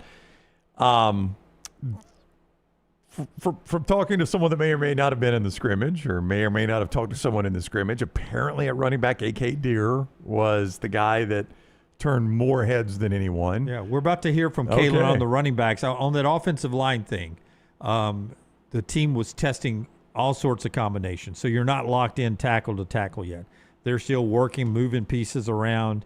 Really, the left tackle is the only part that's locked down right now. So they're still moving some pieces around. But here is, as you guys are talking about, the biggest concern for Alabama is the running back position, where E.J. Crowell, the 5-star freshman, has a soft tissue issue, not getting a lot of reps. So that's more reps for everybody else. Here's Kalen DeBoer. AK had a couple nice runs in there. He's got, all of them got to continue to grow and get better. Daniel's been consistent. I think he's taking advantage of just kind of having an off season to lean up. A year ago, really from the previous 24 season, was still dinged up, had to have surgery. We knew it during spring ball, had to have it after. I think that, really went into him not having the off season he'd probably like, and the season, that he knows he can improve on and be better than. So those guys are all working. EJ's, really not taking a lot of reps, if any at all. And so, that's unfortunate, but we'll keep working. Kevin, I think, is building on what he showed all of us last season as well. So a packed running back room. Daniel Hill, the other guy who's talking about there, Brown, to your point, but A.K. Deere is a name that Bama fans were hoping they'd hear one day. Well, I think a lot of Alabama fans think you're going to get a big pop out of Isaiah Crowell. This is a highly recruited guy, but don't forget, so was A.K. Deere, and what kept him off the field basically is probably not his ability level, but more his missed assignments. Yeah, you saw that in the SEC championship. I mean, the one thing you lack were explosive runs for this Alabama offense, and he is the home run hitter. Yeah, but when he was forced in because of injuries in Atlanta, he missed a bad assignment. He got chewed out by his coaches, and he disappeared. So I don't think it was ever ability that was keeping him off the field, obviously, but that's what you worry about with freshman running backs. That's why if you want to say, well, Isaiah Crowell's the guy, well, I mean, maybe he's more advanced than any other freshman, but a lot of freshmen, they're not used to the sophisticated level of offense, the things they've got to read. They're not used to having to, account for pass rushers. There's just a lot of things that they didn't have to do in high school that you got to learn very, very quickly in college. All right, now cut 17, Tyler, if you can. This is not Alabama, but this is a former Alabama player that has made news. This came at the end of last week, and I wasn't able to get to it Thursday or Friday. But after it's set over the weekend, a lot more people have seen it. This is Big James Smith, used to be big number 2-3, who I loved at Alabama. He's now at Ohio State, and he got asked about the differences between Alabama and Ohio State. This is from the Silver Bulletin, who does a great job of covering Ohio State. When I was there, it was like, we working hard and this, that, like here it's the same, but it's like the intensity. It's like, it's almost like everything is so much fast. I feel like it's the big team, SEC, we big and like kind of slower. Here it's like more fast and more speed. We're just trying to, really weigh an opponent down. Caleb Down's like my brother, so like I talk to him almost every day. So it's like he gonna say like oh, I didn't want you to. He I supposed to like he wanted me to come here very bad. I kind of say like it kind of gave me like a feeling from back like when I visited as a freshman with Saban, like kind of felt like that, like because here like I ain't gonna lie, I came here, they didn't lie to me not one time. Like nothing they told me, Coach Larry Johnson told me like, it's gonna be hard, like so I was okay with it. Like I said, I feel like the intensity is different. Like, yeah. I don't know. I just I wouldn't even say the intensity. It's just like everything's so intentional. Like everybody's already laid out. They came with new coaching staff now, so it's like they're still trying to learn and stuff here. Like here is already stable. Like, they already know. Boy, a lot there. Yeah. Silver Bulletin. First of all, that logo. Very interesting. That's good. Yeah. I don't. Did you sketch that? I think you do a better job on Tuesday. Our philosophy always was Big Ten, big, strong, SEC it's fast. The exact opposite, right? Yeah. So now we have flipped that. You heard the word lied in there, right?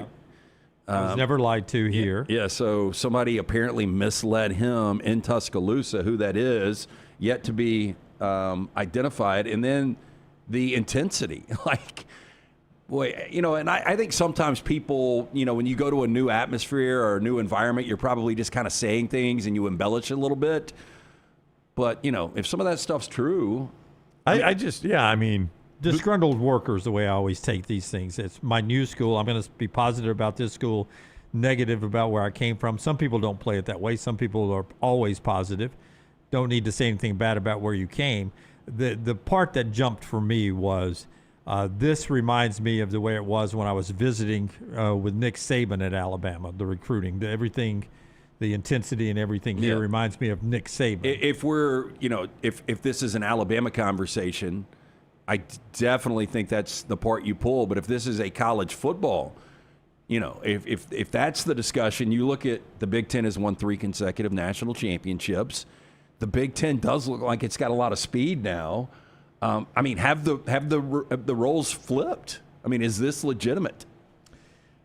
I don't know that I watched the Big Ten this year and thought it looked faster than the SEC. There were years where I think you could watch the SEC and the Big Ten. And you're like, the SEC is definitely faster. Ohio State's always been faster. Yeah, right? Ohio State was always the outlier in that discussion. Yeah. Like when you say the Big Ten, you bring Oregon into the Big Ten, they're always fast. And USC. USC's always fast. Yeah. So I guess maybe that has changed a little bit. Now, he can only talk about what he sees at Ohio State because he hasn't played a Big Ten game yet. That's right. So I'm sure it looks faster at Ohio State. Ohio State's always fast. Like when we used to talk about the big, slow, plodding Big Ten, Ohio State was never really part of that discussion. That's right. It was the rest of the Big Ten. Yeah, it's Michigan State, Penn State, it's schools like Iowa. that. Iowa, yeah. That's what we always talk about when we talk about that. So I would be interested, if James Smith plays a Big Ten schedule and comes back and says, I thought the Big Ten was faster. Boy, I was wrong. It is way faster. That would get my attention. I would say once he plays the schedule, he probably was not going to be able to tell the difference between the two. That'd be my guess. Yeah. Yeah, if you're judging Ohio State, this is the top of the line, man. Who was the other kid that went with him? There was 2 guys. Russaw, yeah. So interesting that those 2 guys up there in a foreign land now in the Big Ten talking about the team they left behind in Tuscaloosa. Back to basketball we go here. The show being brought to you by our friends at Culver's. Brownie, tell us about Culver's. Welcome to Delicious at Culver's, and you can always go celebrate the big wins or the tough losses at Culver's. That butter burger is a great way to forget any bad loss or celebrate any good win. You chase it down with those crispy crinkle-cut fries, those gooey golden cheese curds, and you finish it off the way you should with that creamy frozen custard right there with our friends at Culver's. When in Birmingham, make sure you hit the Tattersall Park location just off Highway 280. And also don't forget the Stadium Trace location out near the Hoover Med. 2 great Birmingham locations of Culver's. Welcome to Delicious. I'll tell you what, we'll say basketball a little bit later on. A couple of things going on in the sports world. One of those is what happened to Tiger Woods. Another wreck back on Friday while we were doing our bonus show out at the Indy Barber Motorsports event. He has now had 4 accidents since 2009, 3 of those involving either being impaired or DUIs. High rate of speed, actually hit the back of what looked to be a landscaping truck, and it was almost like the way I used to picture they do flip overs in movies, like almost a stunt man. He sort of hit the ramp where they roll up and flipped his SUV on the side, but he was lethargic at the scene. 50 years old, but now everybody's writing the stories not about will Tiger play at the Masters, does Tiger Woods have a pain pill problem? Well, look, there's some destructive personalities out there. Like, really, the only thing that can destroy Tiger Woods is himself with this great career that he's had. And what I don't understand, it's one thing if you're trying to destroy yourself, but for him to continue to go out there and do this, he's ultimately going to kill somebody or kill himself. And, you hope that he gets the help that he needs, but I just don't understand how a billionaire doesn't have somebody driving him. We say this all the time. And, how much do you think a driver costs per year? Like if you live in Jupiter, Florida, you pay a guy $250,000, $250,000 a year. Let's just say $1 million a year. It's not going to. Tiger wouldn't notice that. Wouldn't even miss it. And you can write it off. Like it goes right to the bottom line of the taxes. Yeah. Like I don't know. I know you watched Succession. Brown, did you watch Succession? Yeah, I watched it. Yeah, Kendall Roy. Had all the demons in the world, but guess what? He had a driver. Yeah, and this is Tiger's. Except one night. And you saw what happened. Yeah, it was a bad night. You saw what happened. Yeah. Yeah, I just don't, man. Tiger has been his own worst enemy, and it's unfortunate. And by the way, he doesn't look healthy. Back to the pills and like how bloated and lethargic you look. Your mugshot's never your best photo. No, it's not. But you can tell that pills have got him. The inflammation just everywhere. Yeah. It's a sad situation. It really is. President Trump had said on Thursday night before the accident on Friday that he doesn't think Tiger plays in the Masters. Now after this, I don't know. Is Tiger dating somebody? He's dating Vanessa Trump, so he's dating someone in the Trump family. And I think President Trump and Tiger were friends before that, but obviously there's a closer connection now. I likened it Friday. My dad used to always say when I was a kid that Mickey Mantle would have been the best to ever play the game if not for his demons. I think Mickey Mantle I think he drank a lot, right? And my dad used to always say, like, he just, it led to him getting injured and stuff like that. And Tiger's kind of the same way. Like, most people think this all started. Like, a lot of people focus on the female issues, Yeah. Tiger was winning majors when he was sleeping Banging around. skates. Yeah, I mean, when he was going to Perkins and ordering off the menu, Tiger was winning majors. That was not a distraction to Tiger. He was able to focus on that. Where a lot of this started with Tiger was he got obsessed. A lot of reports are in some of the books that have been written about him with this Navy SEAL training and what it did to his body. And it started to screw up his back. And that's what led to the back injuries, which led to the surgeries, which led to the pain pills, which apparently has created a problem now. And it's just self-destruction. And I have heard those opioids. I mean, we've heard Lawrence Sisler talk about it, but sometimes when it grabs you, you can't get out of that grasp. Yeah. And that's what it seems right now for Tiger. Now, whether or not he wants to, like, who knows? I mean, I don't know, Jim, what his professional career is like. I mean, there's been speculation about him actually playing Champions Tour events, even the one here in Birmingham, because you can use carts for those. And his leg is his issue. He almost lost his life in the L.A. wreck at the Genesis when he went down the embankment there. He almost lost his life, and his life was spared, and he almost lost his leg after that because of the injuries. So he's very fortunate to have both his life, and I believe it's his left leg that's the issue. But that is an issue for him playing on the regular tour because you got to walk. But on the Champions Tour, where you can ride some of these tournaments, he might play some of those. I know it's a tough decision to make, and I would never want to make it. But I wonder if he got rid of that left leg. Oh God! And just used a prosthetic. If that would alleviate some of his pain. Well, maybe, but back to the back, and then maybe it leads to other pains, and it leads to more depression because he doesn't have his leg. I mean, who knows? Yeah. But I mean, that would be a tough thing to say, but in today's world, the prosthetics are so remarkable. They are, but I mean, his golf is basically over at that point. Yeah, professionally. But, the last day that I was in and you guys were out was on Tuesday and brought up whatever the golf league is that he was making his debut. TGL, yeah. Did he end up playing that night? Yeah, he did. Yeah. How'd he play? Not well. I don't know. His team lost. Yeah. But, I mean, he looks like, if you just saw the mugshot, like, how could he play well? But a lot of people were hopeful that was indicative of him being at least in good enough, even though this is, fake golf, in good enough shape with his feeling good enough about his swing that he was looking at Augusta. Yeah, and that's what everybody wanted to see, and now that's impossible, it seems like, right? I think that is a ratings grab. I think so. Yeah, to maybe re-sign a third-year contract or something. Could have been. Let's boost the ratings, get Tiger to play in this thing. Yeah, it's very, very sad. And I did not watch it, so I think I saw one highlight where it looked like he sculled a approach shot or something. Well, the first swing he made, they were on like a par 5. He had 270 with a 3 when he hit it right up by, just off the green pin high. And everybody's like, oh, look how good his swing looks. So I didn't watch the thing either. I just saw the highlights on SportsCenter. Man, I just hope it doesn't end bad. Oh, I agree 100%. That's your fear, yeah. With bad. Yeah, whatever bad is, there's a lot of bad that can go there. Before you move on from golf, can I mention Gary Woodland real quick? Yeah. I don't know if you guys saw this yesterday. Absolutely. It's a great story. It's a tremendous story. Got it right here. Go ahead. He had a brain tumor removed, Gary Woodland did, former U.S. Open champion back in 2023, and has had some PTSD after that, and I can't entirely explain it. I don't know that he can either, but just he had to withdraw from some tournaments. He had some emotional and mental breakdowns after having this brain tumor removed. It was pressing down on a part of his brain that affected some of those areas, so it was a real weird situation there. And everybody on tour knew he was dealing with it, but the public didn't really. And about 3 or 4 weeks ago, he just decided to open up and did an interview with the Golf Channel and just completely laid his story out and it was very emotional, obviously, and some of the stuff he was dealing with. And he said it was like a 1 million pound weight was lifted off his shoulders and he could just go be himself again. And he went out and won yesterday.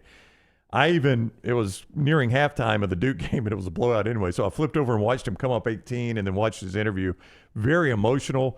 Like, you almost never see this. As he's walking up 18, his two playing partners, Minwoo Lee And one of the Hogard brothers, they're applauding him as he's walking up 18. They stopped and clapped for him. But are you uncomfortable, like, if he gets up there and has a meltdown? Oh, or something? yeah. Well, thank God he had a 5-shot lead. Like, he was coasting to the win. But, yeah, if it'd been a 1 or 2-shot lead, he makes the putt for par, wins the tournament. Very emotional in the post round. Broke down as he was hugging his caddy. Broke down even more as he was hugging his wife. Could barely get through the interview. Just a pretty spectacular story for a guy to be that vulnerable. And he even said, I just hope people watching me helps people. Like, if you're going through something tough, don't do it alone. And it was really cool. 2023 brain surgery. 2019, his last win. It was the U.S. Open for Gary Woodland as he wins the Houston Open yesterday with all the emotions there. Braves back in action at home tonight with the Athletics in town. We still call them just the Athletics. Dominic Smith had an emotional weekend. Walk-off grand slam just months after losing his mom. And he hits a walk-off for the Braves over the weekend. That was his first ever at-bat, wasn't it? It was. That's and crazy. I think he's the only guy in Major League Baseball history to have a walk-off grand slam in his first Major League at-bat. You think you'll forget that? Yeah. No. Pretty good. That's pretty good. Tony Vitello, you can watch him on FS1 tonight. The Giants at the Padres. The Giants are 0-3. And he's catching a lot of heat. He is bringing it all on himself. He says, we're 0-3 because of me. I'm not good. And people around the Giants believe that he regrets taking the job, wishes he was still in college. Well, and one thing he did was he apparently did this fiery pregame thing. The rah-rah that never works. It never works. And he talked about, I think we were too amped up. And then some of his players came back and like, no, he's wrong. We weren't too amped up. We're pros. We know how to deal with that. So he's already, it's already looking bad for him. It almost couldn't go worse. So they were 13 of 91. They got shut out in their first 2 games, first time in 144-year franchise history, and then they finally score a run yesterday, but they get swept. I mean, the offense couldn't have been worse. And they're picking apart every decision, too. Like, he pitched twice to Judge, and Judge killed him both times. He, could have made different decisions there. They're just picking apart everything he's doing right now. By the way, we're getting 3.7 ABS challenges per game. 94 of 175 have been overturned, the calls. Most of them have been pitchers and catchers. Batters rarely are getting it right. Pitchers and catchers. Catchers really good. They're like, that's a strike. And batters who say that wasn't a strike, almost losing every time. Just there. When we come back, 4 downs. And a question I want to ask Auburn fans out there. What is the state of the athletic department right now at Auburn? It has been a long, long time since you beat Alabama in anything. All you have to do is go on the internet and look. People are talking about it over the weekend after a baseball sweep. Serious question. Where are you on the athletic department at Auburn right now? The show being brought to you by our friends at Inverness Country Club. Brown's got the hoodie on today. That's right. Yeah, are you going out there today? Closed on Mondays. I'll be right back out there on Tuesday, though. Don't you worry. Did you play this weekend? I did. I played Saturday. Hey, look, they've got memberships that fit everyone at the Inverness Country Club. Before you can believe, if you were out this weekend, you know how good the weather was. The next couple of months, that resort-style pool, that cabana will be opened up, newly renovated clubhouse and dining, fabulous fitness center. They've got the racket club, golf memberships. They've got memberships that fit everyone. Best days happen there. To take a tour of the unbelievable club, go to ICCalabama.com. Best days happen at the Inverness Country Club. Follow Brownie on Twitter and Instagram at Ryan Brown Live.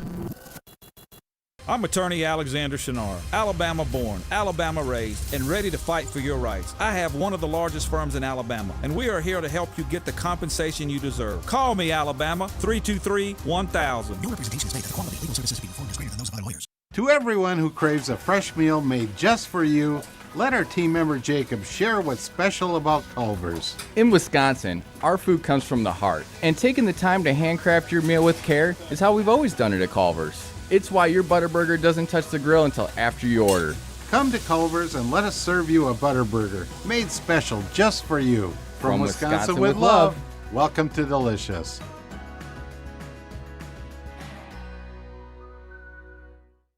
At Central State Bank, we are large enough to serve you and small enough to know you.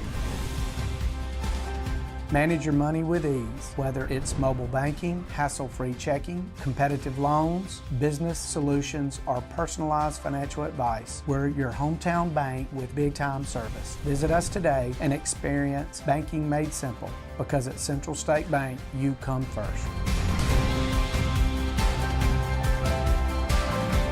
Member FDIC. Get all your favorite Next Round gear all in one place, nextround.store. From our Next Round hats to the logo tees to the all-time best-selling Y'all Can Have the Rest shirt, you can look your best by shopping with us at nextround.store. Take the next round anywhere with nextround.store.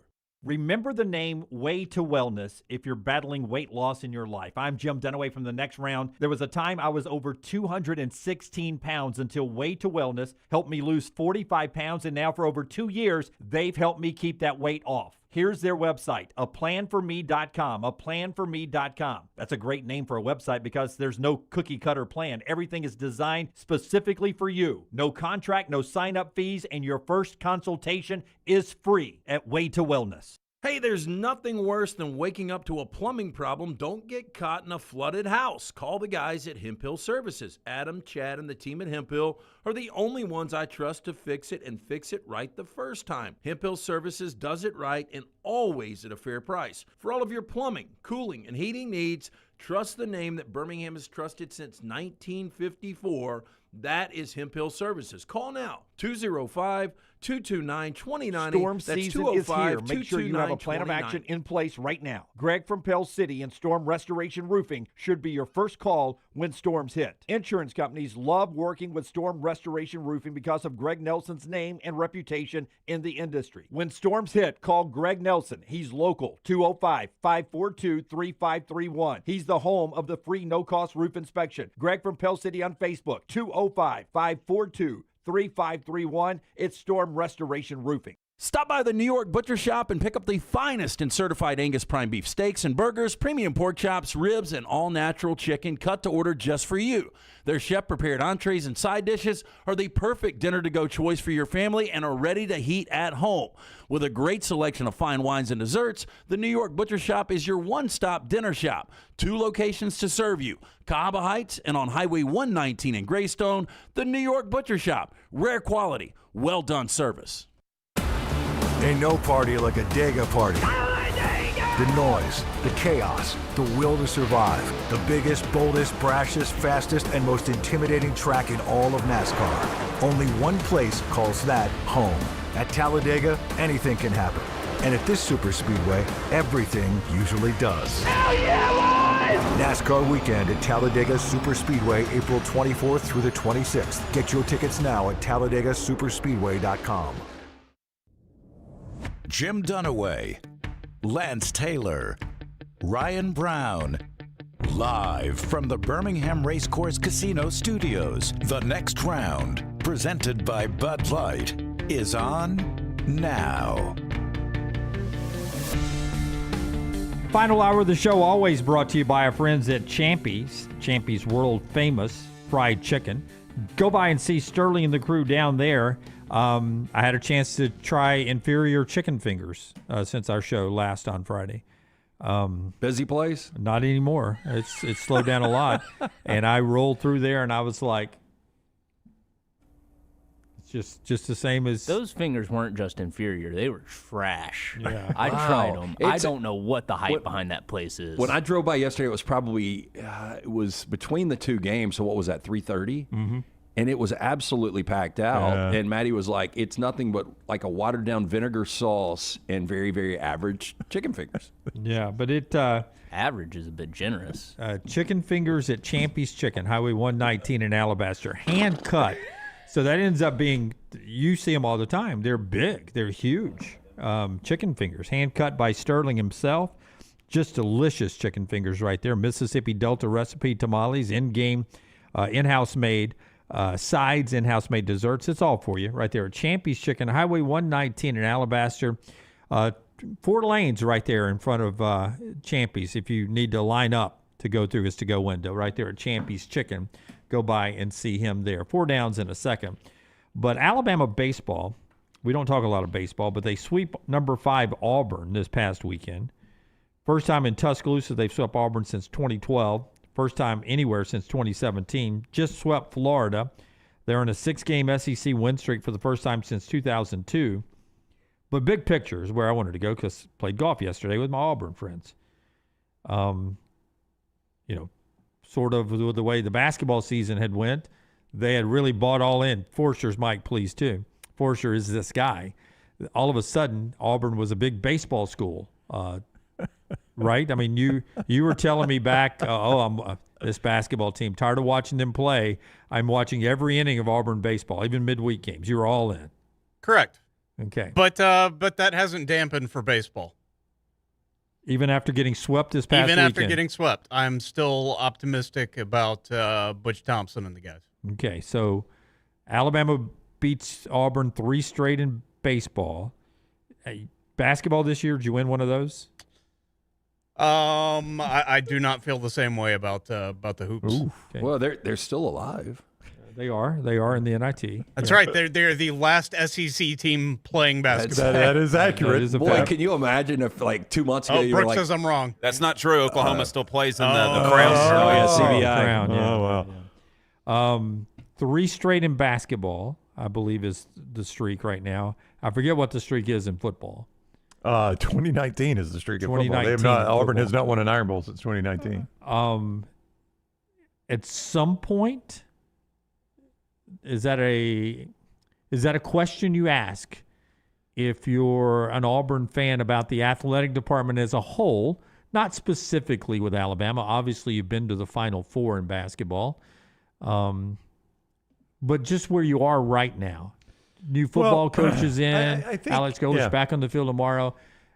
At some point, do you start asking the question to John Cohen? What are we doing here? What's our everything school plan here? I think if you have issues with your coaches, it's a legitimate question. But let's just go through them. Football, you just addressed that. You had an issue with your coach at football, and now you got a new one. So, I mean, this guy's yet to coach a game. Yeah. You got to give him a chance. but who hired Hugh Freeze? John Cohen.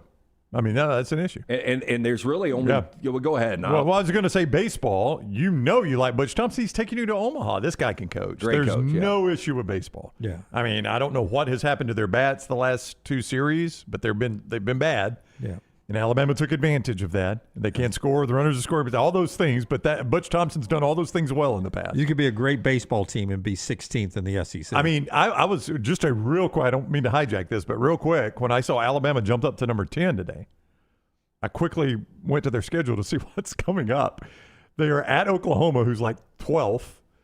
They host Arkansas, who's like 5th. They're at Texas, who's 2nd. I mean, playing in the SEC is just miserable. So, I mean, that's part of it. And then basketball. I mean, basketball is, you're about to bring up John Cohen. I think that's going to be the pivot point for him. Is Stephen Pearl successful or not as Auburn's basketball coach? And that is still a huge question mark. Look, I know baseball is big in some circles, but, I mean, the fact of the matter, we know there are 2 that drive the ship, and that is men's basketball and that is football, and that's what all these ADs are going to be judged on. And, you know, the Hugh Freeze hire, I don't know why I can't put that together, was not good. You know, year 1 under Stephen wasn't good. I mean, those are the 2. John Cohen is going to be judged for Stephen Pearl and now for Alex Golesh. Yeah, you don't survive those 2. If both those go bad, John Cohen's looking for Cohen's fired before the coaches are fired. I bring this up only to say that I feel like Stephen catches a lot more heat this year because of how bad Hugh Freeze and before him had been in football, and your football program could cover up a transition year for Stephen Pearl from Bruce Pearl if the football program was kicking along. This Alex Golesh hire is so huge for Auburn right now. Oh, I agree with that. But at the same, I mean, like, if one goes bad, can Cohen survive that? If next year Stephen misses the tournament again and gets fired, is that the end of John Cohen? But, I mean, let me ask you more about Stephen Pearl, because I don't disagree with you that it's Auburn fans had bought so much into basketball. Because of football being so bad. Well, football being bad and Bruce Pearl being good. That's Auburn right. fans became big basketball fans. I mean, you could set a bomb off in Beard Eves in the Jeff Lebo era and the Tony Barbie era, and it wasn't going to kill anybody. Auburn fans they didn't really go to games unless it was Alabama or Kentucky. But when you get good, that's what happens. I mean, I'm not taking shots here. I'm just saying that's what happens. You got a crap program. Who wants to go see that? You get good. Everybody wants to go see Indiana football. it. Yeah, Indiana football's the same way. There's nobody at their games until now. And I'm trying to think of a name to use here. If Auburn had not hired Stephen Pearl, but they had hired Mark Byington before, pretend he's not the Vandy coach, and he had gone to the NIT the first year, do you think the narrative would be the same? Or would it be like, guys, give the guy time? I mean, he's replacing a legend. He's got to do the system his way. I think it would be the same. I think a little more critical for Steven just because, people like to be negative and people are going to use the nepotism. Yeah. They're going to point to that. But I do think it would be a little bit different. I think the criticism's heavier because it is Steven. He's got a lot more crosses to bear because of his last name, who he took over for his dad. And the manner in which he got the job. And the fact that, Bruce retired late. That wasn't Steven's choice. And then all of a sudden, the whole athletic department isn't where you thought it was going to be. Not Steven, but John Cohen. It's just not. Nope. It's just not where they want it to be right now. I mean, when we were down there, what was that, 2 or 3 years ago, and Cohen was on the show and made the announcement, the Nike announcement? Well, hinted at it, yeah. Well, that was kind of, it seemed like there was a lot of momentum at that point because I think Hugh was going into year 2 at that point. Yeah, people were optimistic. Yeah. Hugh was optimistic. Hugh sat on our show that day and talked about how, boy, he and Peyton Thorne, man, we're finishing sentences. Yeah, I mean, he was optimistic, so I think Auburn fans were. Would you guys agree, though, even if Stephen Pearl would have had an Elite 8 run, like he wouldn't have really gotten credit. They'd have been like, he was handed this program. Yeah. That's right. That's right. Let's wait till he has to build it himself. No, you're right about that. He was kind of in a no-win. No-win situation. For him. Yep. Now, obviously, it's a win for Auburn if you're in the Elite 8, but everybody would have just said, Auburn fans would have been saying, see, we're not going to miss a beat. All the other fans would have been criticized. Of a national championship. Yeah. That is really, and just listen to that, how ridiculous that sounds. But last year they were the number 1 overall seed. So the expectation, even though the roster was completely flipped, was for them to go out and make another deep run. Yeah. Just a lot of pressure on Steven. That's why, hey, listen, the NIT is the NIT. But what this has done, it's allowed him to get a few wins under his belt with Auburn being a named program and the teams they're beating really are not. He's been able to coach a little bit more. He's been able to evaluate some of the players he may or may not want back. And he's been able to keep this team together a little bit longer to make a decision long-term about his program. They play Thursday up at Hinkle, 8:30. Against Illinois State. The winner of that game gets the winner of New Mexico Tulsa Sunday, 7 o'clock on ESPN for that one. That other tournament in Vegas, which is the one, where Oklahoma decided to go play, I think Seton Hall, Creighton. I think that's 3 games in 4 days out in Vegas. We'll see if that gets any pub at all this week on Fox. I think they may start today. I think you're probably answering your question, whether it gets pub or not. You don't even know when it starts? Wednesday. It starts Wednesday? I think it's Wednesday. I thought they were finished before the weekend. I thought they squeezed it all in this week. I was just there. I saw a sign. But that's the point, is it's the other tournament. So where do they play it in Vegas? At one of the MGMs. Yeah, I thought it was Wednesday, but. Yeah. Anyway, that's where Oklahoma, Seton, Creighton, and I think that's 3 of the 8 teams. It is. Lance is right. It is. Well, I think it is. Hell, I don't know. Yeah. No, it's I will be watching. It's not the NCAA tournament. I don't care. 4 downs here in just a second. After I remind you, our friends at NASCAR are coming back to Talladega Superspeedway. You can get the tickets, TalladegaSuperspeedway.com. TalladegaSuperspeedway.com. Buy your tickets right now, 877-GO-TO-DEGA. Don't forget to ask for the Garage Experience, the most immersive garage experience in NASCAR. A little upgrade on your ticket there. You'll be able to get right into the garage bay viewing area. You can almost reach out and touch the car of your favorite driver. Pre-race ceremonies, driver crew chief questions and answers, and Mobile One Victory Lane trophy photos, and a lot more. Buy your tickets to the Jack Links 500, April 24th through the 26th. The big race, Cup race, is on Sunday the 26th. You get a couple of other races on Saturday, a doubleheader Saturday race. It's all happening right now. Your tickets available at TalladegaSuperspeedway.com and our friends at Central Alabama Asphalt. That is who brings you 4 downs every single day, Central Alabama Asphalt and Construction. You're out riding around in Alabama and you see these major state government and municipal roadway projects.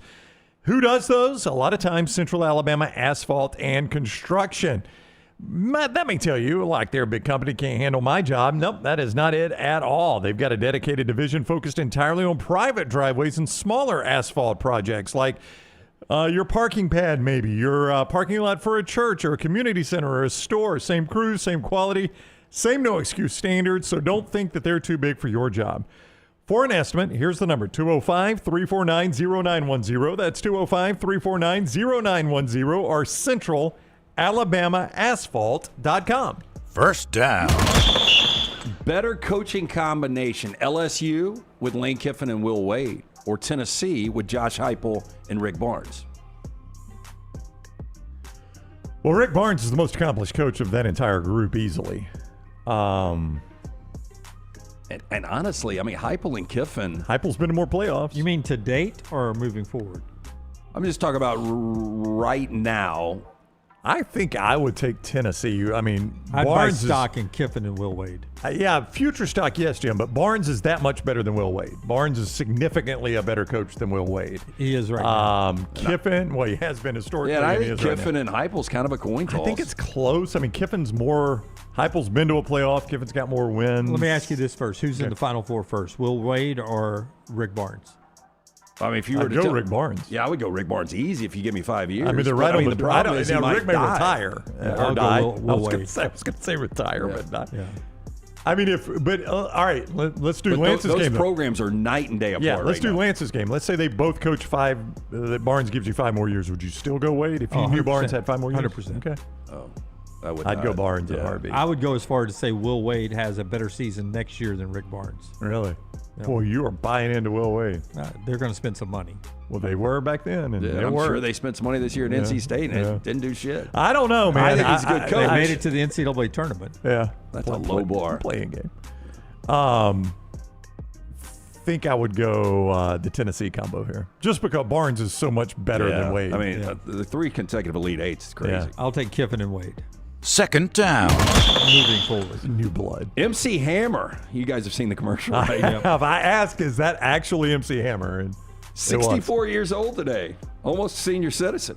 If I asked you better career, MC Hammer or Emilio Estevez? Better Emilio career? Estevez, hands down. I mean, other than can't touch this, MC's hits were. He had. I don't know why it jumps out. Pray. Pumps and a bump. 2 pumps and a bump. I bet he had at least on top 40, 4 or 5 top 10 hits. And he got to keep none of the money. His financial advisor ran off with all of it. Hence the it reason didn't you matter. saw the commercials during the Yes. games yesterday. Yeah, he was going to spend it anyway. He had like every one of his friends and family on the payroll. Yeah, that's I true. mean, he traveled with like 100 dancers. I mean, that guy liked to spend. Emilio Estevez, though, best movie that he carried. Young Guns? You got The Breakfast Club, you got Outsiders, Mighty Ducks. Wasn't he in the Cowboy with Drew Barrymore, a bunch of girls? Wasn't he No, in he's that movie? Brown's right. It was Young Guns and Young Young Guns Guns is too. He what I played Billy the thought you Kid. said, yeah. But he was never a leading man. He was kind of an ensemble guy. Yeah. But he had a really good career. It was in the first Mission Impossible. Yeah, I right? guess I'd go Emilio Estevez. Yeah, I would lean Emilio Estevez, but Me too. The longer impact probably will be Can't Touch This. Yeah. Third down. Too legit to quit was the one we forgot. Everybody Yep, mentioned. There in we the- go. Celine Dion, 58 years old today. Better career, Celine Dion or Kate Winslet? Kate Winslet for me. Just her acting. I mean, I like Kate Winslet. I've never really liked Celine Dion stuff, but she was the highest as far as per ticket residency in Vegas for a long time. Yeah. To Tyler's point, probably didn't keep a lot of that. Well, no, she had to pay I off know, her that's what I'm husband's saying. debts. If you believe the reports, she didn't see much of that. If you see anyone in a Vegas residency, they're struggling. Yeah. Kate Or Winslet. they owe it all to the casino. Kate Winslet in Titanic. Kate Winslet in that movie where she has sex on the washer and dryer. Children Kate of Men. Winslet and, in that- Little Children. Little Children. Kate Yeah. Winslet in that sad movie where she has sex in the front seat of the car. That What is jumps out- Revolutionary Road. What Yeah. jumps out at you about Kate Winslet, Yeah. Jim? Yeah. What do you like Mayor her? of Easttown, her best work. I don't know if you guys ever saw I that. did. Yeah, Really it's a good. very, Mayor of very good. Easttown, Kate Winslet. I'll go was Kate good. Winslet. Yeah. She's not strange enough to be in DTF St. Louis. Yeah, Kate Winslet. Fourth down. Vincent Van Gogh would have been 173 today. It just dawned on me, Kate Winslet. Isn't Tom Cruise, doesn't he run in every one of his movies? does, and she does has, that. She has sex in a car in every one of her movies, I think. Cruz got the better end of that deal. Vincent Van Gogh would have been 173. Eric Clapton, 81. Better career. Eric Clapton, Vincent Van Gogh. Vincent Van Gogh painted that one that's the swirly, confusing. Starry Night. Yeah. Never sold a painting until he was dead, but he died early. What, 37? Well, that's bad for him. Yeah, though. he went He was nuts. broke. He cut off his ear and killed himself. Yeah, just based on that, I think I'm going to go. Who was my other choice? Eric Clapton. I'll go Eric Clapton. God, in the living, Eric Clapton, not even close, but like, well, we remember. I mean, Clapton, great music. Yeah. But we will remember him as much as Van Gogh. Probably no. Yeah, I'd go Van Gogh. To your point, But LT. if Van Gogh doesn't cut his ear off, I don't know if we remember him. I mean, those paintings, anybody could have done those. Just weird stuff. No one had at the time. I know, but somebody would have Who eventually. did the 16th Chapel? Sistine Chapel? Yeah. Sistine Isn't that Chapel what it is said? Michelangelo. Michelangelo. You said yeah. the 16th. Did one of those guys do the Silver Bulletin? No. That was Daniel Day-Lewis with his feet, right? Yes. Yeah, if I was Rocket Pops, I'd sue them for logo infringement. I mean, is that Very really close to the Rocket It Pop? really does. Is that a legitimate podcast or? Absolutely. Yeah. They covered the Ohio State Buckeyes. How could they have that bad of a logo? Well, I don't know. They didn't pay anybody to do it. Yeah, you cut the budget somewhere. This is 10 minutes in Canva. It's a start. Yeah, startup, man. We've been there. Startup. Never had graphics that bad. Was that 4?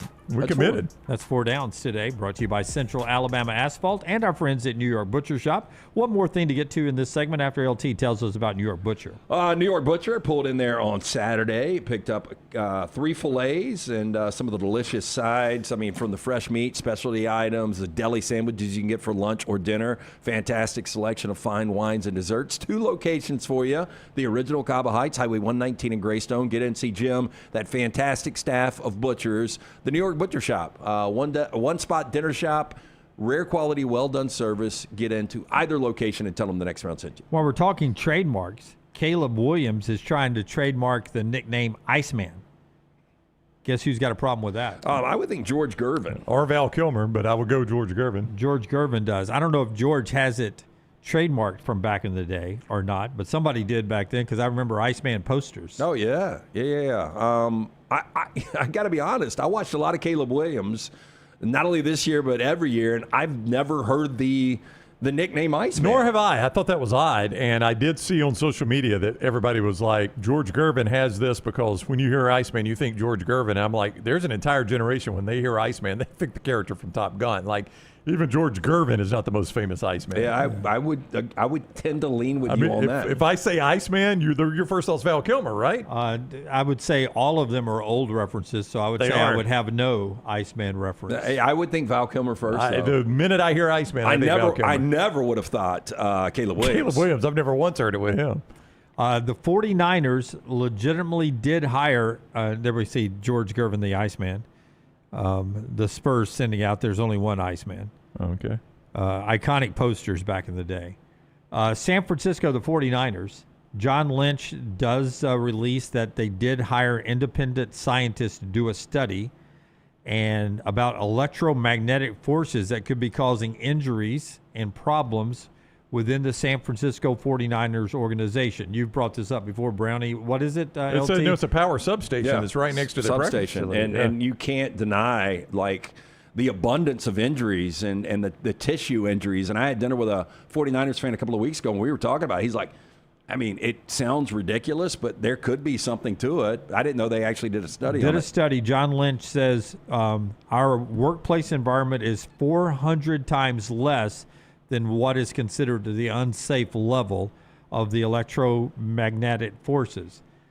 Now, in that statement, I would say, well, there was probably a point in time when this was an unsafe level in whatever you're looking at. And then it was this, and then it was this, and then it was this.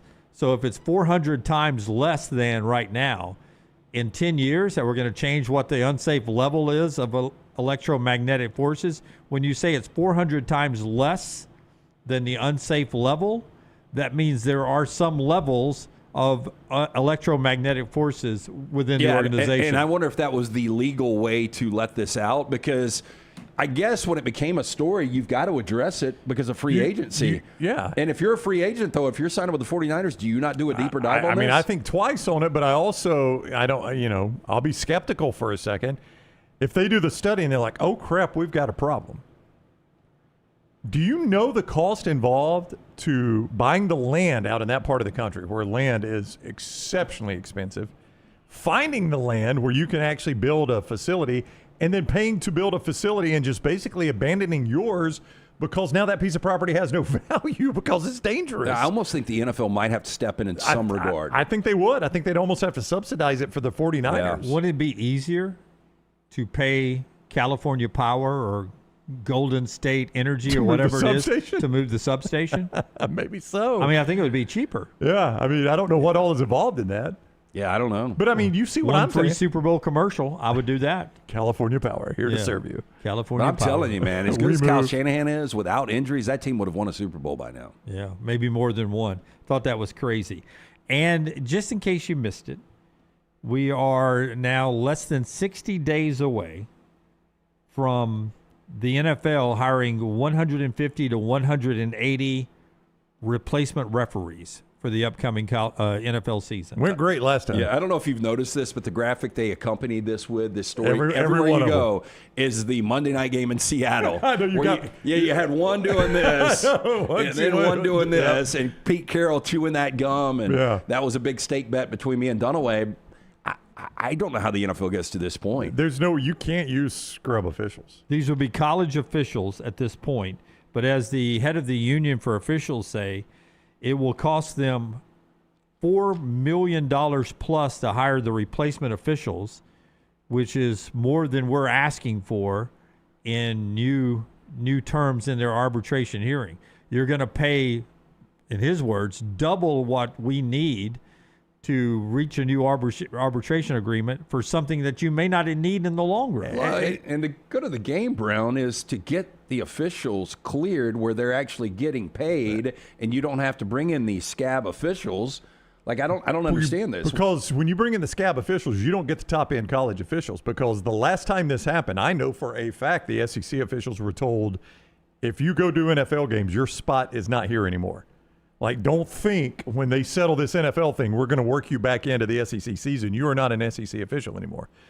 So I'm sure the Big Ten and the ACC and the Big 12 and back then the Pac-12 had a similar stance. So you're not getting the top-end officials even from the college game. Can you not referee a game on Saturday and the NFL just have private jets ready to move a crew on to the to an NFL stadium on Sunday? You could. I mean, there's a lot, they do all that film study and stuff like that, and there are different rules. I mean, the rules differ.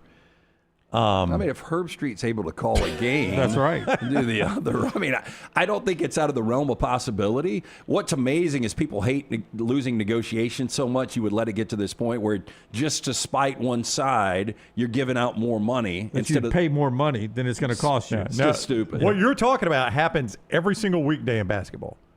A guy does a game in Fayetteville, Arkansas, and the next night he's got a Sanford game in Birmingham. I've seen it happen. In fact, I actually saw it happen a couple of years ago at Jack State. I went to a Jack State game. You guys know the name Doug Schowles, the gun show? Yeah, the basketball official? I had literally, I think it was Auburn, Arkansas the night before in Fayetteville, and he's on the game.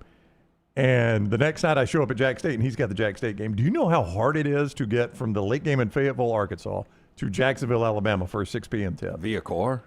I mean, he flew, so he had to fly some. Did he fly? I had to, but I mean, that's still tough. And I mean, I guess football officials could do it. The NFL is saying they're going to allow, if they do replacement, extra replay rulings to where anything that's egregious, they're going to be able to change the ruling. So anything would be open to replay if the call is bad enough. I mean, how far apart are they on money if they're doing all this? All that is out there right now. May 1st is the deadline before it becomes a strike situation for the NFL regular officials. The good news is you don't play all the way until September, games that count, but they're working on that behind the scenes. Trash on the other side as we continue on the final hour of the show that's brought to you by our friends at Champy's World Famous Fried Chicken. Go by and see Sterling and the crew on Highway 119 in Alabaster. Tremendous food, brined overnight, cooked to order Southern fried chicken that is so delicious. The hand-cut chicken fingers that are better than any around. And then, of course, you get the unbelievable in-house made sides and the in-house made desserts. It's all right there at Champy's Chicken. When you're talking about going in, the great atmosphere of Champy's Chicken is there for you. Go by and see Sterling and the crew and say hi. Follow Dunaway on Twitter and Instagram at Jim Dunaway. I'm attorney Alexander Shinar, Alabama born, Alabama raised, and ready to fight for your rights. I have one of the largest firms in Alabama, and we are here to help you get the compensation you deserve. Call me, Alabama, 323-1000. No representation is made that the quality of legal services to be performed is greater than those of other lawyers. To everyone who craves a fresh meal made just for you, let our team member Jacob share what's special about Culver's. In Wisconsin, our food comes from the heart, and taking the time to handcraft your meal with care is how we've always done it at Culver's. It's why your Butterburger doesn't touch the grill until after you order. Come to Culver's and let us serve you a Butterburger made special just for you. From Wisconsin with love, welcome to Delicious.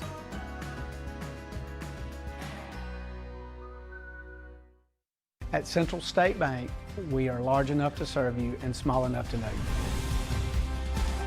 Manage your money with ease, whether it's mobile banking, hassle-free checking, competitive loans, business solutions, or personalized financial advice. We're your hometown bank with big-time service. Visit us today and experience banking made simple, because at Central State Bank, you come first. Member FDIC. Think about the best summer nights of your life. How many of those were in a great t-shirt? Visit nextround.store to get the perfect t-shirt for the next perfect southern night. Nextround.store, the memories are waiting. Sterling and the fine folks at Champy's Chicken on Highway 119 in Alabaster want to welcome you in for a great lunch or dinner starting at 11 a.m. every day. Chicken that's brined overnight and cooked to order, and the taste of the Delta with those Delta recipe tamales. Champy's is perfect for all your tailgating needs this football season. You can also choose Champy's for your next party, wedding, or birthday. Great food, great people. Champy's Chicken on Highway 119 in Alabaster, and everything online at champyschicken.com. Hey, let me tell you about our friends at Urology Centers of Alabama. Compassionate and comprehensive urological care with 35 physicians, 17 locations across Alabama. Their patient-centered approach to all of your urological needs. Remember, they've got that new men's health center. It is beautiful, helping men with a wide range of sensitive male issues in a comfortable environment. You can always go online, visit urologycentersalabama.com, schedule an appointment with one of their many urologists today. Hey, there's nothing worse than waking up to a plumbing problem. Don't get caught in a flooded house. Call the guys at Hemp Hill Services. Adam, Chad, and the team at Hemp Hill are the only ones I trust to fix it and fix it right the first time. Hemp Hill Services does it right and always at a fair price. For all of your plumbing, cooling, and heating needs, trust the name that Birmingham has trusted since 1954.